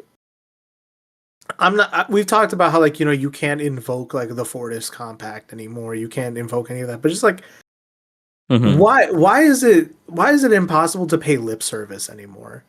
Why are you so terrified of like the New York Times and like Washington Post editorials? You know? Yeah, and I mean, and to some extent, I think they've moved away from at least the NYT a little bit because, I mean, apparently, like the Biden administration really like fucking hates them because they can't they can do no right by the New York Times is what they've found. So like you're starting to get maybe a little bit of a pull away from there, but Well, right, I mean, I don't know. Biden's whole calculus is bizarre, but like especially for like Harrison Waltz, right? Like it's your party now. Do what you want. and to some extent it's not because There you Biden's go. still there. He's, Exactly. I mean, I so don't. it's yeah, it's and I think that's kind of the issue too, right? They're not only concerned about offending, whatever media outlets they're concerned about, offending the whatever's left of the man on top. I mean, I don't know because we already saw this go down with Dianne Feinstein, and now we're just seeing it replay with Biden, right? Just holding on to that seat to the bitter end, and like how it just holds everything up for the worse. But Yeah, and here it's less so because he's just like mentally incompetent, and like less so just like there's just unfortunate positions he's tied himself to, particularly vis-a-vis Israel. And again, I think that the record of his administration, right? It's like how do you differentiate yourself from that without saying that like the administration was a failure, because that seems to be just sort of the like, I mean, you could talk about the success of the administration, but again, he was afraid of doing that. The campaign apparatus that he passed on to Harris is afraid of doing that. Like, I think was it Tim Walz? I mean, during the debate, I mean, we didn't talk about this that much, but like when he like said like actually it was like a good thing to like pull out of like Afghanistan, like was like kind of crazy because I had like never seen like anyone say that. I was not expecting any of that, and like I don't know if I agree with 100% of his rationale, but like seeing an American head of state decry like foreign intervention like that was, at least something positive. And Yeah, then to and I double mean, down. yeah. Well, and especially when like that's been like a point where they've just been, like, oh yeah, like the media said this was a failure and they're right. Like, sorry guys. Sorry we fulfilled a promise that, my predecessor made uh, you know, 10 years ago. Yeah, I think Kamal, if you're hearing this, if you hear us, you got to become American Napoleon. It's over. You got to just wipe the slate clean. You got to do something, man, because like I don't know Yeah. how you fix this. You know what I'm saying? Because like one would say wipe the slate clean and start over, but it's like, do we have time to start over? Yeah, at the campaign level, I'm not so sure, and like I think I'm not even talking about the campaign. I'm just talking about as a society. oh, as You a know, society, well, man, that's pretty pessimistic, but I mean, maybe you're right. Um, I was like, dang, like he just thinks we're like, but I mean, you're right. Like it's a like a weird like cultural like, it's this cultural flatulence, that needs to be overcome in some way. yeah. I mean, it's especially if Maybe we're it's a supposed. generational turnover thing. I don't know. I mean, it's generational turnover, but I think it's like it's multiple consequences piling up at once. And I mean, I think we've already exhausted this, so I'll try to wrap up my thoughts as best I can. Right? It's like we've basically seen the boomers kind of screw over every subsequent American generation, and a repeated just like reiteration of the axiom "fuck y'all, I got mine" at every step of American society, business, government, civic institution. Like it just happens at so many levels, right? And that's not to say that everyone in America is irredeemable, that everyone here needs to, just repent. Like I don't think everybody is beyond grace. I definitely think like there are people who deserve grace and people who can change, but at the same time, none of these contradictions have been confronted, and none of these conflicts have meaningfully um occurred to a point of resolution. And what I mean by that is, how do we talk about the fact that the last 40 or so years there has been a generational wealth transfer upwards, that um American society has gotten more stratified in ways we don't fully understand yet? How do we talk about the rightward shift? How do we talk about um agency and alienation as society gets more technologized? A lot of these problems are reaching their due date to figure out, and we have been kicking the can down the road. I think the American experiment, if anything, may be a long story in kicking the can down the road. Maybe that's my pessimistic view, right? But Well, it's certainly intrinsic to like the beginnings of this country. right, I mean, just with the slavery issue, right? Yeah. Like kick that can down the road as long as you can, and guess what? You run out of destiny to manifest, and now you got to have a civil war. I'm not saying that we have to resort to every conflict with violence. I want it to be clear. I want to be emphatically clear. I'm probably Nope, I've already reported this to the FBI. You want to commit genocide on the boomers? We get it. Okay, I'm calling Slotkin. You call Rogers. Got it. God.